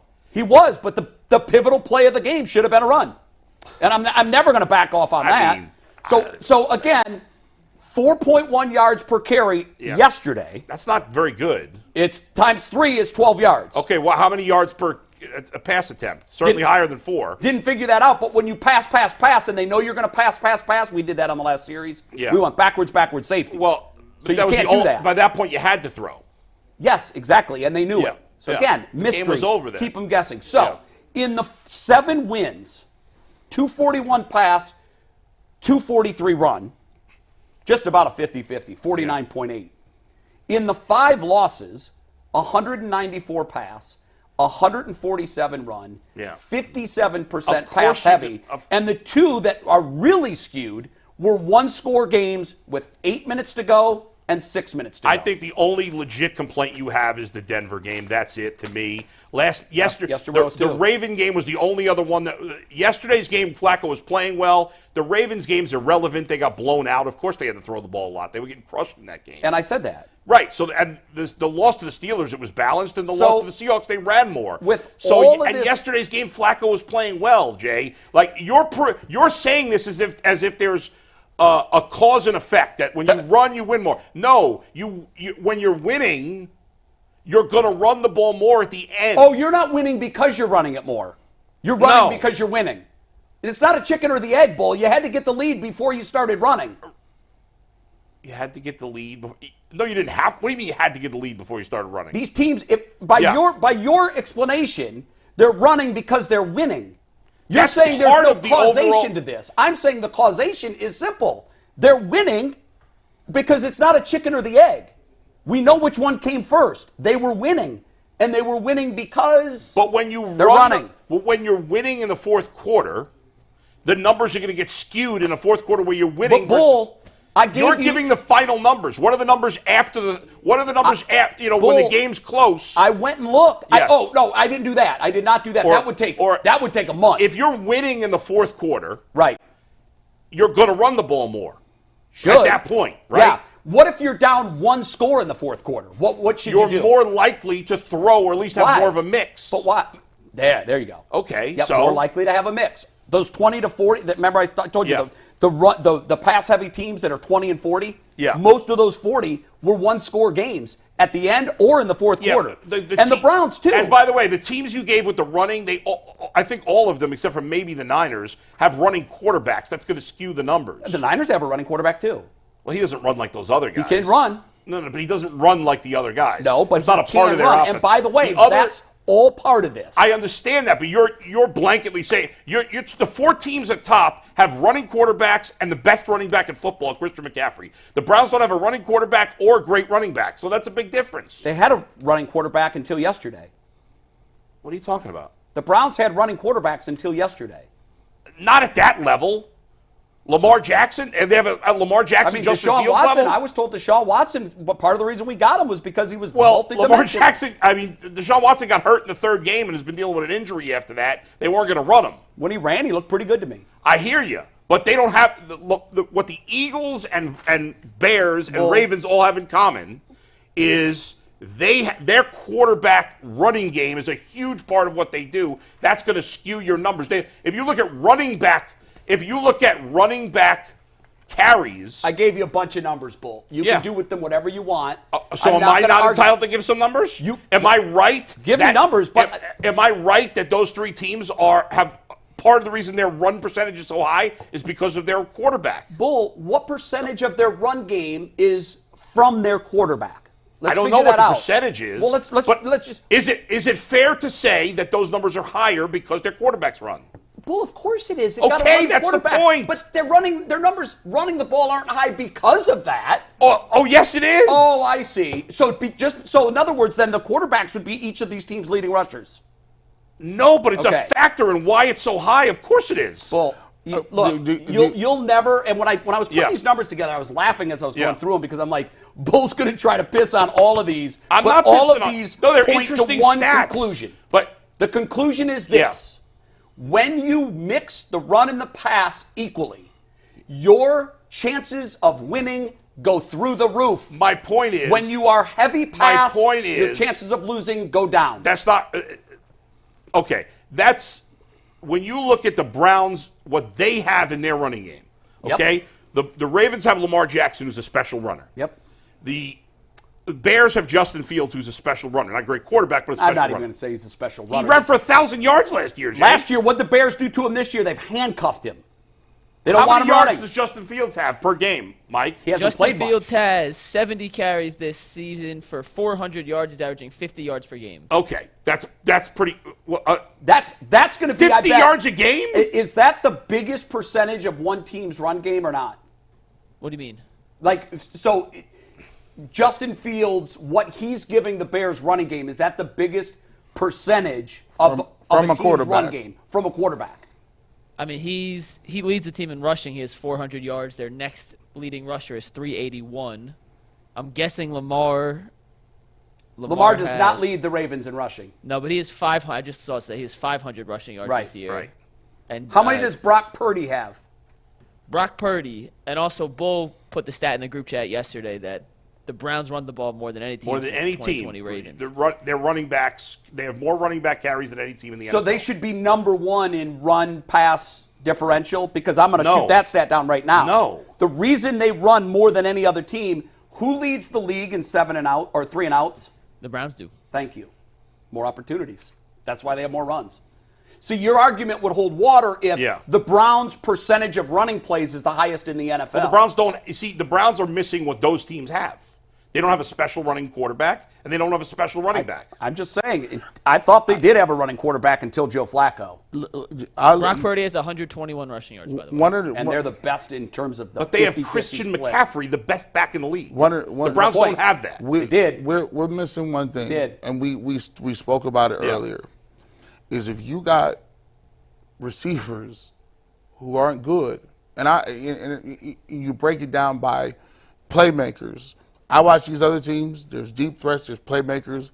If you are going to be throwing the ball, you got to have some of those guys. So, you're right. But if you lead the league in drops, wouldn't that tell somebody maybe we're throwing too much? Where are the Browns percentage-wise of running plays? Where are they ranked? I think they're mid. The Browns, in terms of percentage plays, according to NFLTeamRanks.com, it's the same page that had the Bengals are at 65. I got to pull up the right tab. Rushing offense, rush play percentage. The Browns rank 6th at 45.4%. Oh my God! Yeah, 6th. Now here's why I'm glad we looked that up. Yeah. If this team ran the ball more, and I'm not even saying substantially more. I think when I was doing my research, I said, give me 5 carries more per game, 5 to 6. So it came up to about 5.5 because they're in such a hole on the games when they overly pass, particularly the last 2. You said that you'd give them Baltimore or you'd give them the Denver game. Denver's the only game where there's a legit complaint. They were in the 2 games. They were almost exactly the same numbers: 42 pass, 24 run, 44 pass, 23 run. To me, Joe Flacco was wish playing I could well. say what I want to say, but I can't. Joe Flacco was playing well, Jay. To bring up the run pass yesterday is pointless. The fact that there's 6. What's the one play that cost us the game? A pass. Okay. So that and would they have been in that game? You're right. We have to move on. Would they have been in that game without the pass? No. They were 20. It was 20-19. They would not have been in that game without the effective passing game from Joe Flacco. Their offense. So he threw 1 pick, so now you can point up the stats. It's the old Woody Hayes the bottom thing. line is you gave a top 5. When you pass, 3 things can happen, and 2 of them are bad. All right. I mean, no, it's the a bottom fact. line is every team in football averages more yards per pass than they do average per run. Bull, I'll never argue against that. Yeah. And I even said, you can't win the ball running it at a 60% clip. They're still sixth in running percentage. And what's their record? Okay. They're a good team. And they're the only. What I'm saying is, Bull, instead of 7-5, when the mix was really, really good, they're now, they could be 8-3, 9-3. The last thing I'll say is the only game you could argue that it cost them throwing the ball too much is Denver. That's it. So bottom line. So Bull at 7-3. 7-4 is where they were. 7-4. Yeah. You then went the worst pass ratio that you've had all year, L. Then you went the worst pass ratio of the year. So you think they L. lost yesterday's game because they threw too much? I think they threw. Again, I said this situationally. What did the situation yesterday in that spot call for? Well, I'll argue till I'm dead that it calls for runs. It's all right. Run the ball down the field, take 6 minutes off the clock, kick a field goal, you come home with a win, and you're 8-4. You say that as if it's a short thing that was going to happen. I'm not. Yes, but I know what they did, and the I know how it ended. You gave this whole presentation to make it seem like the Browns don't run enough when they do. Bull, no. Because all the teams ahead of them, except for the Niners, have a quarterback who runs. And the Niners have the best running back in football. And to that point, the Browns had quarterbacks that could run. Not like Lamar and Justin Fields and Jalen Hurts. Before the two most egregious out-of-balance games, this team was 7-4. That's right there with San Francisco. It's right there with the top teams. The last 2 weeks, when they went way run-heavy, their most run-heavy packages of the year, they've lost 29-12 and 36-19. Yeah, and because both their of those defense games were hasn't one-score played games well enough. with 6 and 8 minutes to go. Because the defense hasn't played well enough. So it's the they didn't lose because of the running game. That's just silly. Of course in this last not. game, that's silly. Of course it's silly. It is silly. Okay. It is silly. Joe Like Flacco I said, played great. When I was putting those numbers together, I knew what you would say. All I can do is give you the numbers and tell you what's happened so far. And there's some validity there, sure. But you can't. Thank you. The Browns didn't lose yesterday because they threw the ball too much. They lost yesterday because they threw the ball when they shouldn't have. I don't agree with that. In a manner in which they shouldn't have thrown. I don't agree with that. If you want to throw a 6-yard out, I'm good with that. What are you taking a deep shot for there? Why not? Because you want to kill the clock. G. Bush is throwing the yellow card up. Respect the yellow card. G, Thank what's you. up? Go ahead, G. Bush. I can see to the great gentleman from New Jersey. Well, Jay said he knew what Bo was going to say. You guys know what I'm going to say when I hop in here. As the weather gets colder, the NFL offers from FanDuel stay red hot. And right now, new customers get $150 in bonus bets with any winning $5 moneyline bet. That's $150 if your team wins. So if you've been thinking about joining FanDuel, there's no better time than right now to get in on the action. The app is simple to use, and there's a wide range of betting options, including spreads, player props, over-unders, and much, much more. So visit FanDuel.com/UCSS to kick off the NFL season. FanDuel, an official partner of the NFL. By the way, one more point, because I want to make sure that I'm very clear on this. In no way am I advocating, even though these numbers got out of whack and they're 7-6, in no way am I advocating that Kevin Stefanski must be fired. I had a lot of people texting me yesterday that are diehard Browns fans. They were in the emotion, the emotion of the moment. He's got to go. He's a terrible play caller. Why are we throwing in that situation when we need to run the clock out? All of that. I need to be very clear. I am not at that point. I am not. Again, and I stand by this, I think Kevin Stefanski has done an absolute remarkable job. Yesterday, he was going without his biggest defensive horse in the backfield, defensive end, back end of the defense. He had half a Myles Garrett, if that. He didn't even show up in the line score.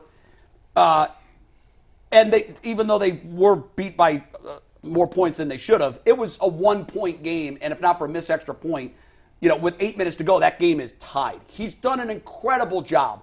Like you said about Schwartz, you can use the man's name in vain in the micro. No one's advocating you get rid of Schwartz because he made some mistakes on defense yesterday. What I'm saying is Stefanski has done an amazing job. There are times where I question the play calling, but every play caller in the NFL is questioned a lot. This is not just a Cleveland problem. There's no. You look at other teams, and you look at what the Browns are missing. Teams that are missing their guys, they're done. Like, teams. You look at the Vikings. They're not. Look at the Jets. Look at Jets. Like, in fairness, the Vikings are a playoff the Vikings team. they hung around. They've hung around, but generally speaking, you lose your quarterback, you lose all these different people, you're done. I'll give them credit because you could pick here or there, and I've been one of the people who has been vocal about some of the stuff Kevin Stefanski does, but there's nobody that has been as competitive with the multitude of quarterbacks. Right. The P.J. Walkers, that's a journeyman guy, right? He's at the gambit, right? He's, I wouldn't even call him a journeyman. He doesn't belong in the NFL. He's been around at JV guy. He's not an NFL quarterback. You had Deshaun Watson. He beat San Francisco with him. Deshaun Watson was supposed to be the guy. You had to get him ready. You lose him for the season. You don't even know if he's going to be able to play with the shoulder. Then you have a rookie, DTR. You have to adjust to a rookie, come up with a game plan for him. And now you got Joe Flacco, who's older than me and you, and he's off the couch throwing the football. So he's done a good job of getting 4 guys ready to go. And to be truthful, I don't argue with as much vitriol for the Browns for this simple reason. Let's be honest. I mean, if the Browns get to the playoffs, that's a good story. Some years your ceiling is here. Some years your ceiling is here. God, that's a great story. And the Browns' ceiling, to be honest with you, is playoffs, right? If they go to the playoffs and have a competitive first-round game, everybody will be excited. So these games in the minutia, it sucks that you lost to the Rams, sucks that you lost to the Broncos, but guess what? You're 7-5. If you come back, you got another chance to right the ship. You go get 8 wins. And this ain't like me. Like, I want to win at all costs every week. But you got to be honest with yourself and what we're dealing with at this point. They just need to find a way to limp into the playoffs. And if you get to the playoffs, you got a different feeling about the whole season. That limp might be, like, literally limp. Literally. Take another team and give them 4 quarterbacks. Yeah. Take off your 2 starting tackles, your all-pro running back, and now you've played a couple of games without your best defensive back, and you're playing with a one-armed Myles Garrett and Amari Cooper's on. Guys, it's mind-boggling. The job he's done, I'm telling you, I still think it's he's going to get Coach of the Year votes. He's not going to win it. Depending on what happens from here, if they can somehow right the ship and finish 12-5, he's in the conversation. Yeah, but he's going to get votes. That's why, to me, I get up and watch the Browns. It's weird because, like, I know that they got deficiencies, but sometimes when you watch your team with deficiencies, it gives you a different perspective. Because you have less expectation. Yes. The last 2 weeks have been like that for me. And I get up and I watch them, and I've seen some good things. I've seen some bad things. But, Bull can say, hey, look, you probably don't have the same amount of vitriol when you're watching the Bengals or angst because Joe Burrow's not there, right? Are you watching it, like, going crazy? No, not really. I watched the game last week against Pittsburgh.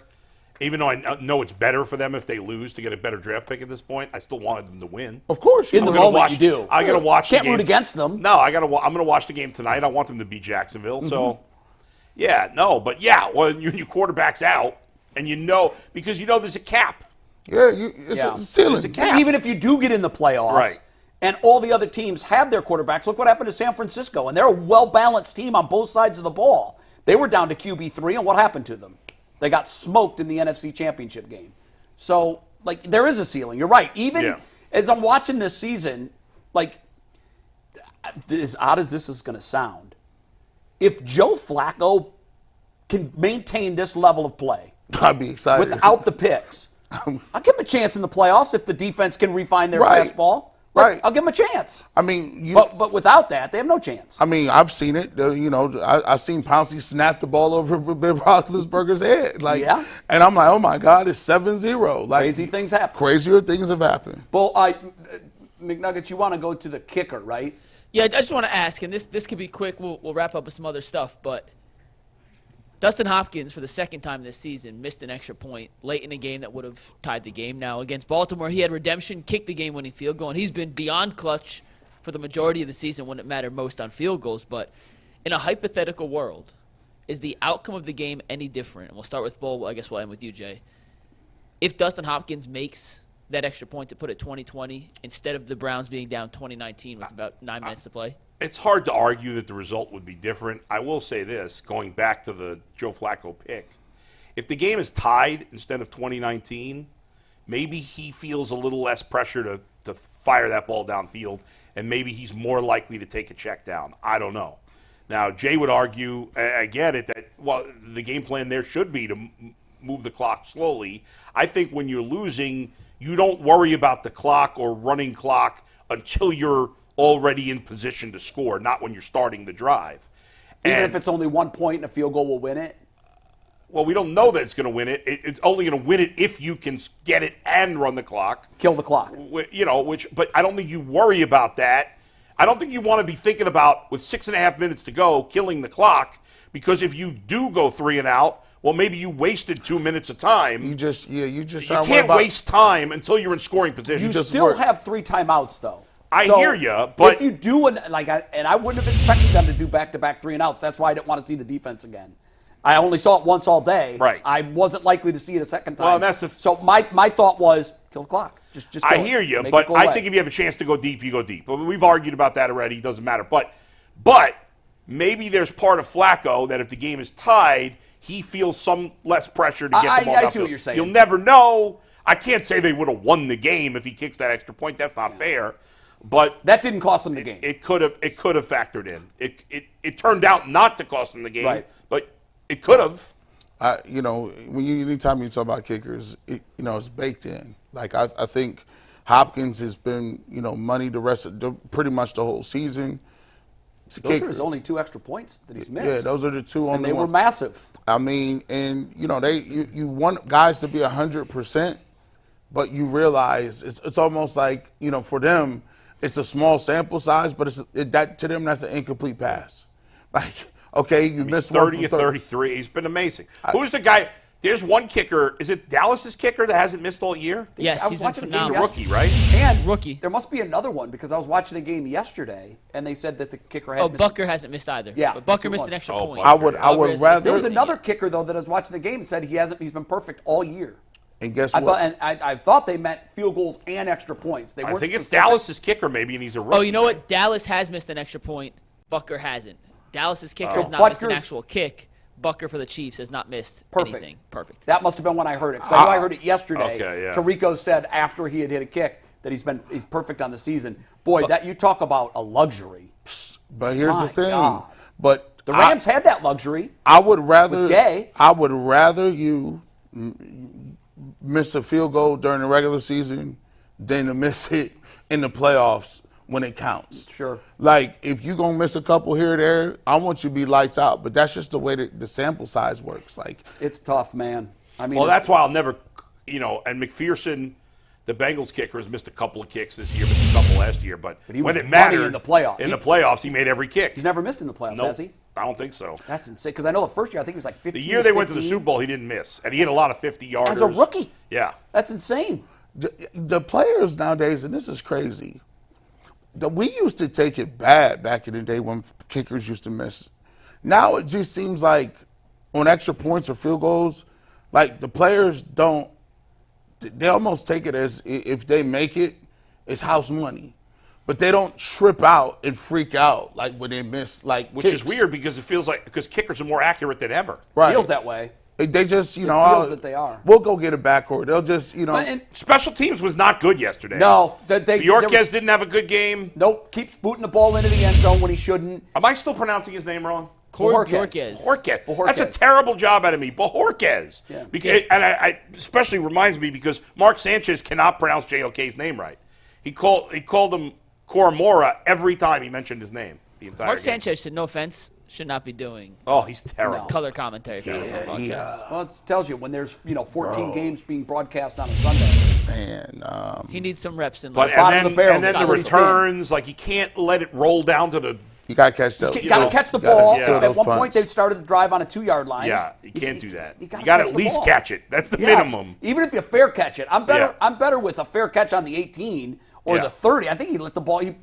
The ball hit like on the 20-yard line or Yeah, that's 25-yard line, ridiculous. and they ended up getting it down at the 2. And it almost happened again. I know it did. It was they got very lucky that it close went to in. being down Barely to the went in 1-yard the line end again. zone, Yeah. Very, very lucky. So you're right on that. Special teams have been mid to me. I think the kicker's been above average, but the kick game.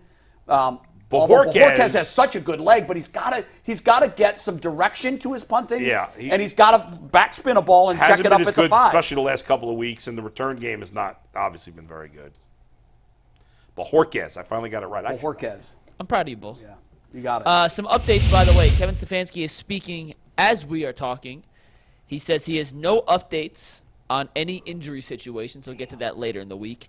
He also said he won't get into the quarterback situation and who will or who will not start against Jacksonville. And lastly, he said DTR is still in concussion protocol. He did not clear last week, and we will get an update on Wednesday. But really, about no the Browns no rookie real quarterback. update. Yeah, with the flight from the West Coast and getting back late last night, I imagine they'll do scans or tests, whatever they need to today. I would assume that Ward should, they didn't put him on IR, so you would assume he'd be back, You'd think.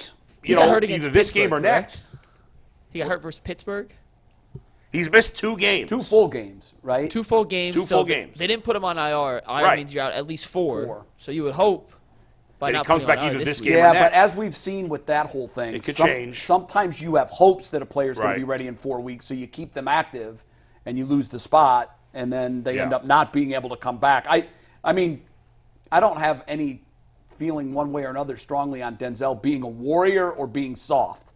I think when he's able to play, he's played. Yeah. Now he's hurt a lot. I mean, Yeah, and that's the product of him being 180 pounds or whatever he is. And he doesn't with have his good uniform form when on. he tackles.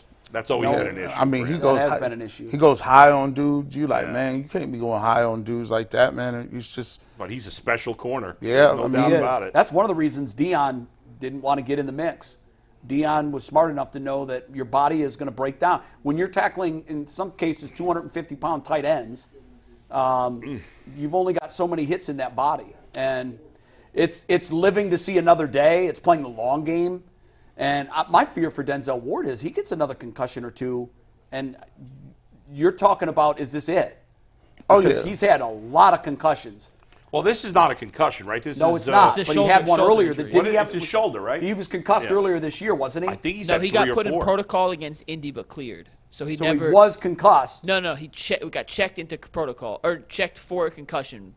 But He was wasn't cleared, in the never protocol. entered protocol. Yeah, never entered Well, protocol. when you enter the protocol, No, he never entered. He got Oh, he looked- didn't. Okay, He got 'cause that- put in the blue tent and checked for a concussion, okay, so but checked, never but actually did not go into protocol. Correct. What's his? Do we know how many he's had for this career? Jason and I have talked this. I all gotta be believe at it's least 5. 4. I think I looked I this up think I can earlier. remember 4. It might have been as many as 5. That's a big number. That's a big number. Hey, I'm gonna Most, say most guys are not quitting. we talked about Dion, man. That transfer portal is striking. Dion had like 4 or 5 decommits. A lot of them. Lot of Where You did know they what I was lose surprised 9 in a at? row to end the year? Sports Illustrated named Dion the Sportsman of the Year. It's a lot. I don't And know. when I saw that, I'm like, did they make that decision in September? Yeah, they probably made it. I know the coaches don't weird. think so. The Because coach- they completely fell apart. Yeah, What did they finish? 4-8. 4-8, and we actually got some college football stuff to do. So let me do the super chats on the Browns game. Then we could actually talk a little college football before we wrap up here. But super chats today, as always, are brought to us by PCC Airfoils. If you're looking for a job with career advancement and great benefits, PCC Airfoils is a leading manufacturer in Northeast Ohio. All locations of PCC Airfoils in Eastlake, Menor, Wickliffe, and Minerva are hiring for all positions starting at $18 and up. Plus, full benefit packages, paid time off, and a signing bonus. You can apply online at precast.com/careers to learn more. We got some super chats on the Browns game, and then we'll talk a little college football. Dion, Kyle McCord in the transfer portal, plus Florida State not being in the college football playoff. But the first super chat comes from Skilly. He says, potentially a dumb question, but do you think the fact that Stafford went against Schwartz in practice for so many years had an impact on how our defense performed? The secondary definitely needs Ward back. That happens all the time in football. He might have I mean, seen yeah. tendencies in certain situations. Oh, I know Schwartz likes to do this. in this spot. But you're right. Yeah. There are a lot of with the coaching movement.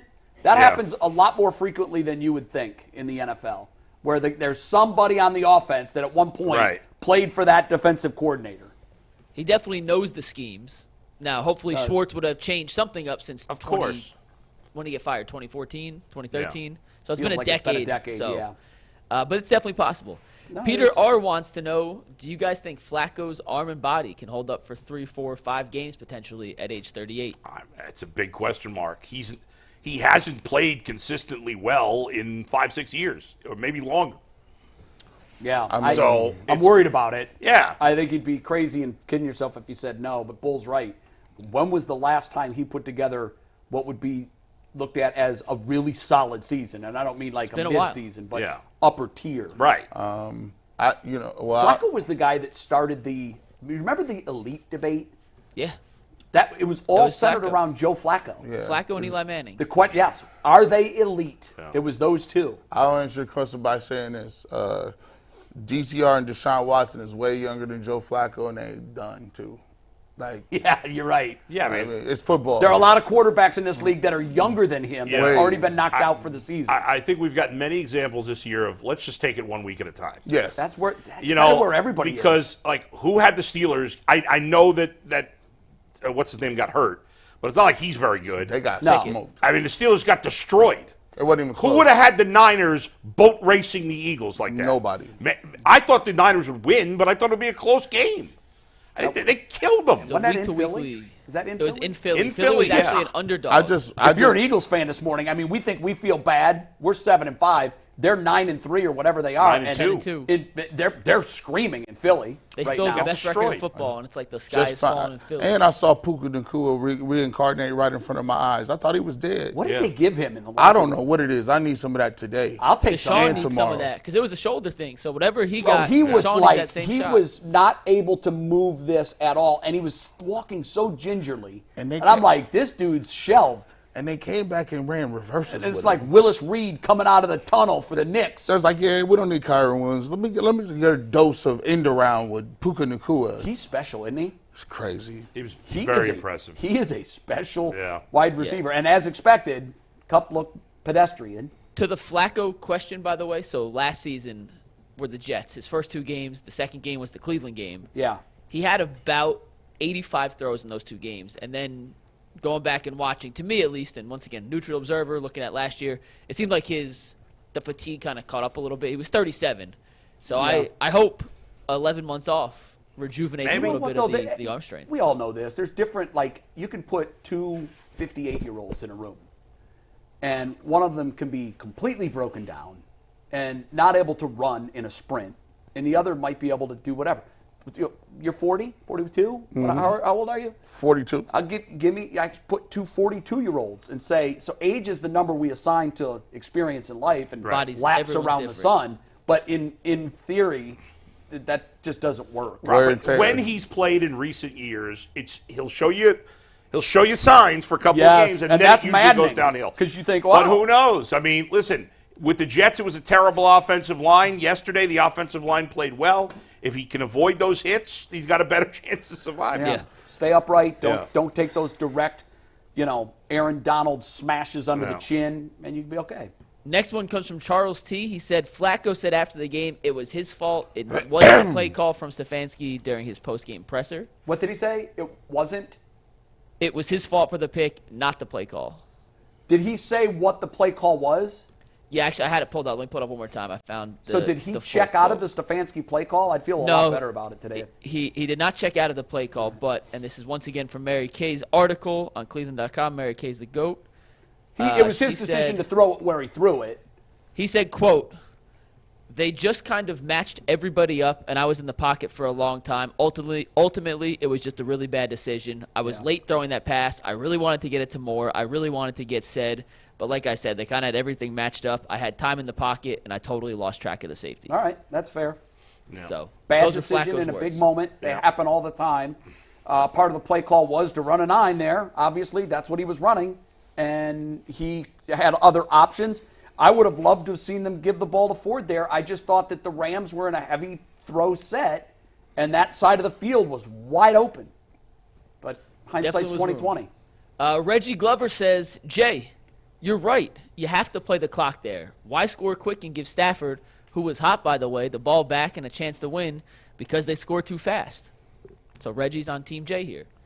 James Cosby says Schwartz has to reset this defense. Players reverted back to old bad habits. Schwartz's defense, it needs to dominate from here on out.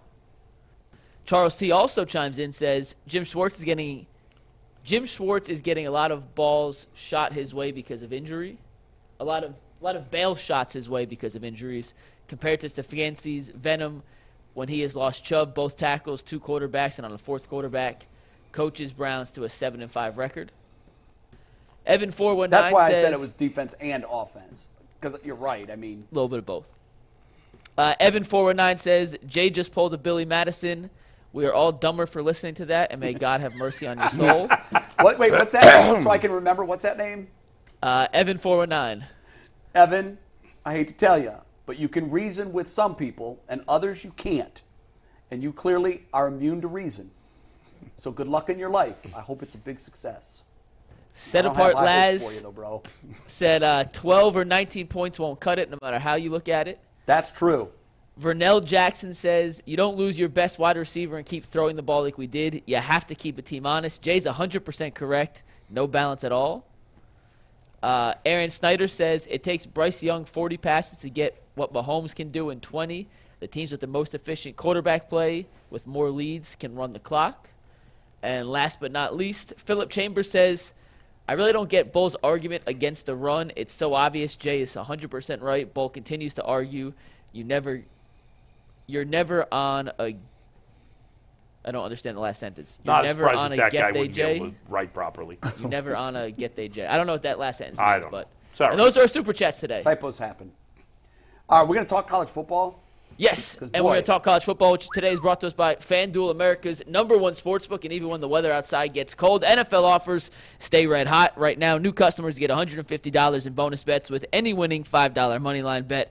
That's $150 if your team wins. So if you're thinking about joining FanDuel, right now is the perfect time to get in on the action. The app is simple to use, and you can do anything. You can bet on anything, from spreads to player props to over-unders, and much, much more. So visit FanDuel.com/UCSS to kick off the NFL season. FanDuel, America's #1 sportsbook. I think it's crazy that people kill the committee. Like, why blame those people? The I agree. system's bad, and fortunately it's done, but they were in an impossible spot. You know what? They And- dodged bullets to this point. They had misses before. Yeah. This was the most egregious miss that they had. But I hadn't told Oh, anybody. you mean the system? Yeah, Right. yeah. I agree with you 100%. What are they supposed to do? Which is why I've been screaming from Yeah. the moment they went to 4. I said, oh, now you're really going to screw someone. Yeah. Because before, when it was 2, which was absurd, you were screwing 3 or 4 teams that had legitimate cases. But, Bull, you're right. I don't blame the committee. The committee had an impossible job. It was impossible, yeah. And when it first came out and they said, we're going to go to 4, I said, well, wait a minute. You got the ACC, the Pac-12, the Big 12, the Big 10, the Big East, the SEC. Like, who's going to go undefeated and get shafted? And it was Florida State. Yeah.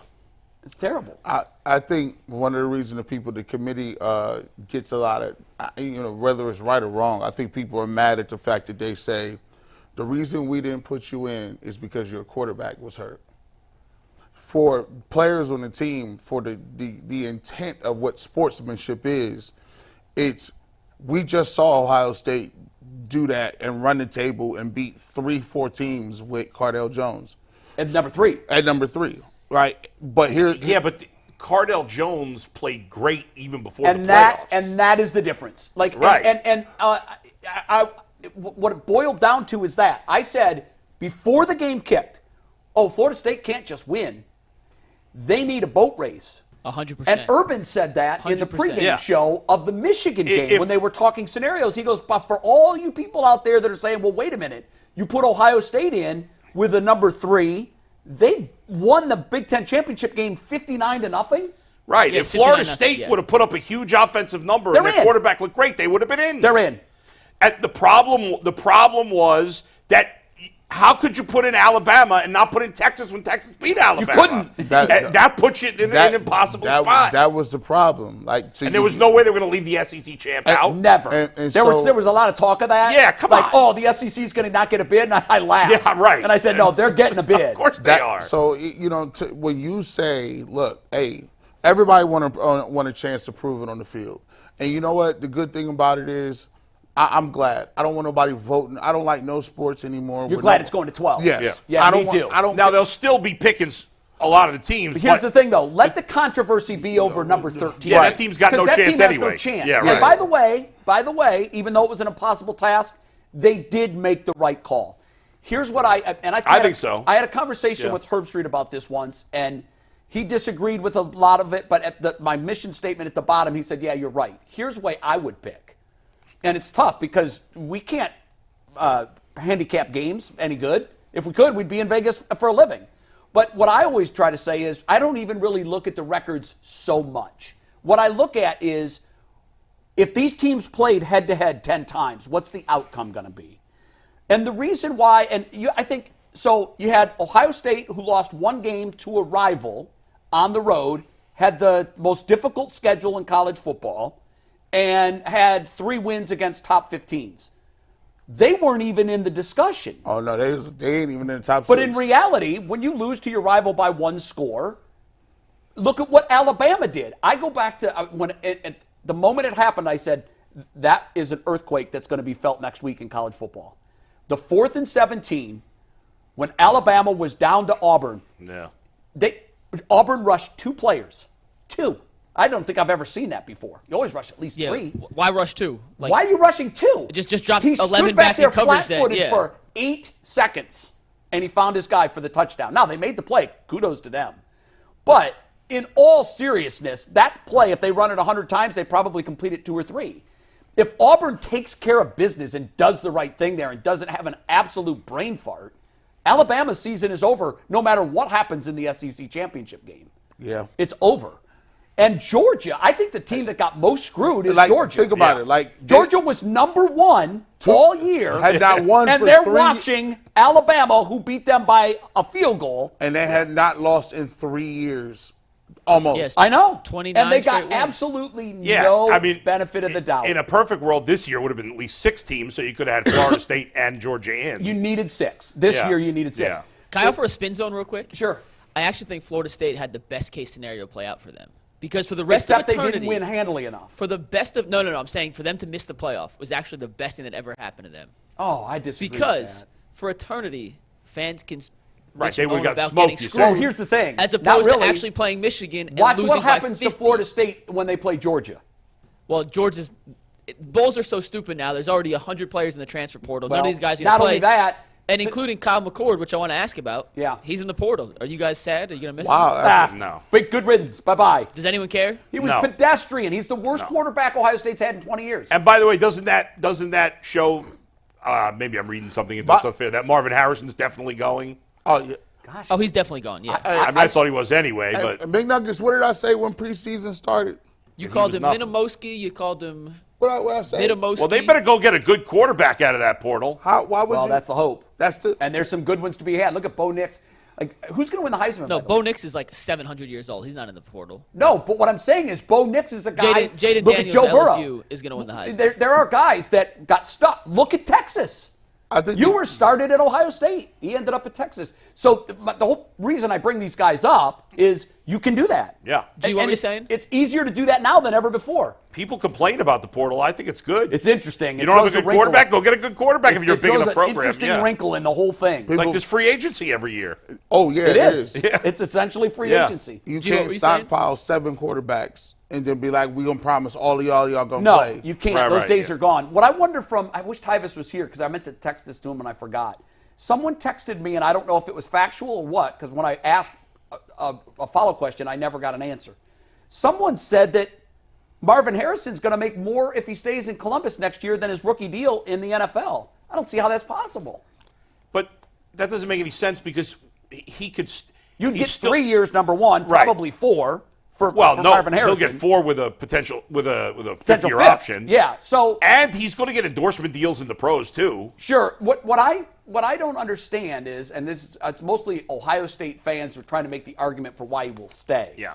Stop. Like, he's gone. I'd be shocked if he stays. It doesn't mean he can't. Doesn't mean he won't. I'll just be shocked if he does. But someone texted me and said he's going to make more in Columbus. How much did he make this past I year? don't Do know. you know? That's why I wanted to ask Ivis. Yeah. I don't know if that number is even out there. Do they have to report that number, Mikey? But how much could it be? No, they don't have millions. to report it. Right, but how much is he going to get paid as the first What's pick? the second slotted pick in the NFL draft typically make? $25 million for 4? Yeah, I $30 mean, is million he for going to make? 4? It's not going to make that much Man, money. look, I mean, eventually he's going to go to the NFL and get Yeah, that right, paid right, anyhow. yeah. Even if he suffers a big injury, he's still going to be an He NFL does guy. not. Y'all keep forgetting. I mean, his daddy was. He's been rich. That's true. He don't Yeah. need the money. No. Like- But why like- wouldn't you want to go to the NFL? CJ Stroud's And- deal, by the way, sorry to cut you off, Bull, but Stroud, the number 2 pick this year. Yeah. 4 years, $37 million. Okay, so that's He's not a ballpark. quarterback, but still. No, but it's still, I think they slot. Yeah, that's like, true. It's I gonna think be it's in the slotted now, ballpark. yeah. Like, he's got to go, I would think. Yeah, that's like $10 million But a year he did almost. say, he was quoted as saying, I did not do what I came here to do. I haven't done it yet. That was interesting to me. Yeah. I mean, it's breadcrumbs. I remember when Dan Wilkinson, or no, not Dan Wilkinson, it was Orlando Pace, who was he was in New York for the Heisman dinner. And we were there, and we were talking to him about what he was going to do. And at first, it was just me and Orlando. And I said, obviously, the next question is, are you coming back? And he drops this bombshell and said, I'm coming back. And I was like, what? He said, yeah, I'm coming back. And I'm like, that's foregone conclusion. You were out, whether you won the Heisman or not. He said, no, yeah, I'm going to tell Coop after the dinner tonight. I'm coming back. That's crazy. Now, what happened was he obviously didn't. Changed his mind and rightfully came out in the NFL draft and was, I don't know if he was the number 1 overall, but he was early, very early. But he created this ripple where everybody was now writing stories. The story in Columbus on the night of the Heisman Trophy ceremony was Orlando Pace is coming back because that's what he told us.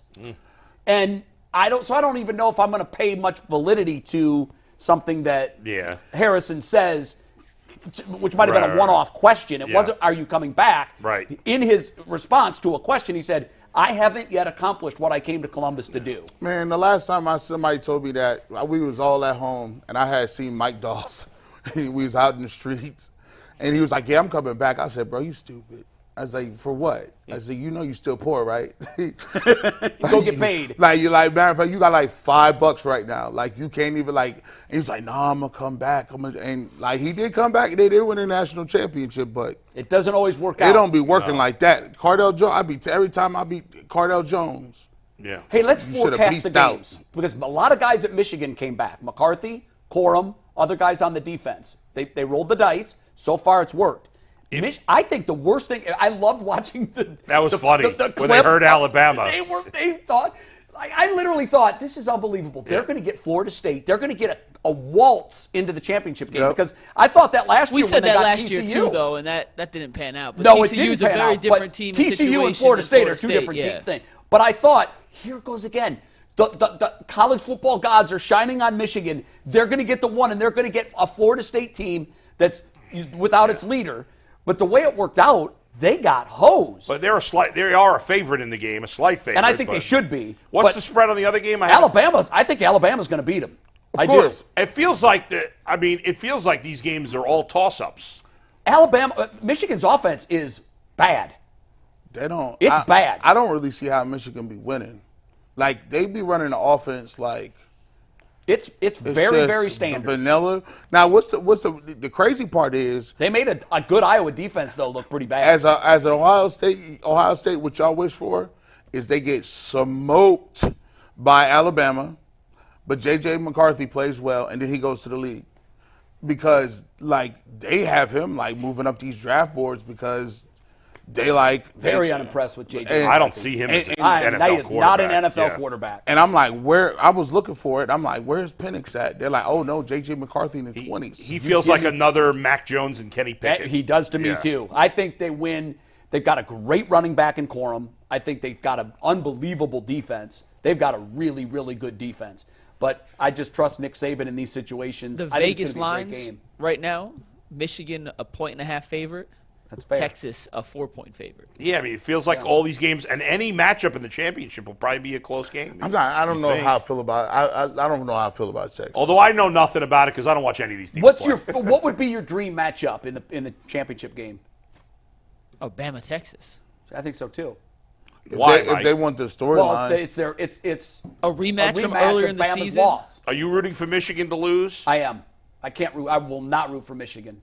Here's another. What if it was problem another that I Big had. Ten school in Another there? problem I had, and I'd like to get your guys' thoughts on this while we have a minute. Yeah. Maybe we can do this in overtime. I hated, and I understand why, but I hated that a team that knowingly cheated, is the number 1 seed, and there's a 13-0 and a Power 5 watching. Save that thought. That's going to be overtime. We're Okay. going to piss Steve Becker off in overtime. That's a Good. perfect overtime They topic cheated. there. I'm And sorry. his Eagles got smoked yesterday. It's a tough got day for Steve Becker. Dang. Steve, they got humiliated. Smoked, crop dusted. wow, They can't even breathe. They've said so much crop dusting. dang, bro. Did not have that on my card today, Jay. See you in overtime. What, crop dusting? dusted. They were crop dusted. You're not wrong. And if I'm an Eagles fan, I've got a lot of concerns. 400 It's been 400 shows. Yeah, we downplayed it. We talked about it earlier. I literally Happy said 400. Like, subscribe. See you in overtime.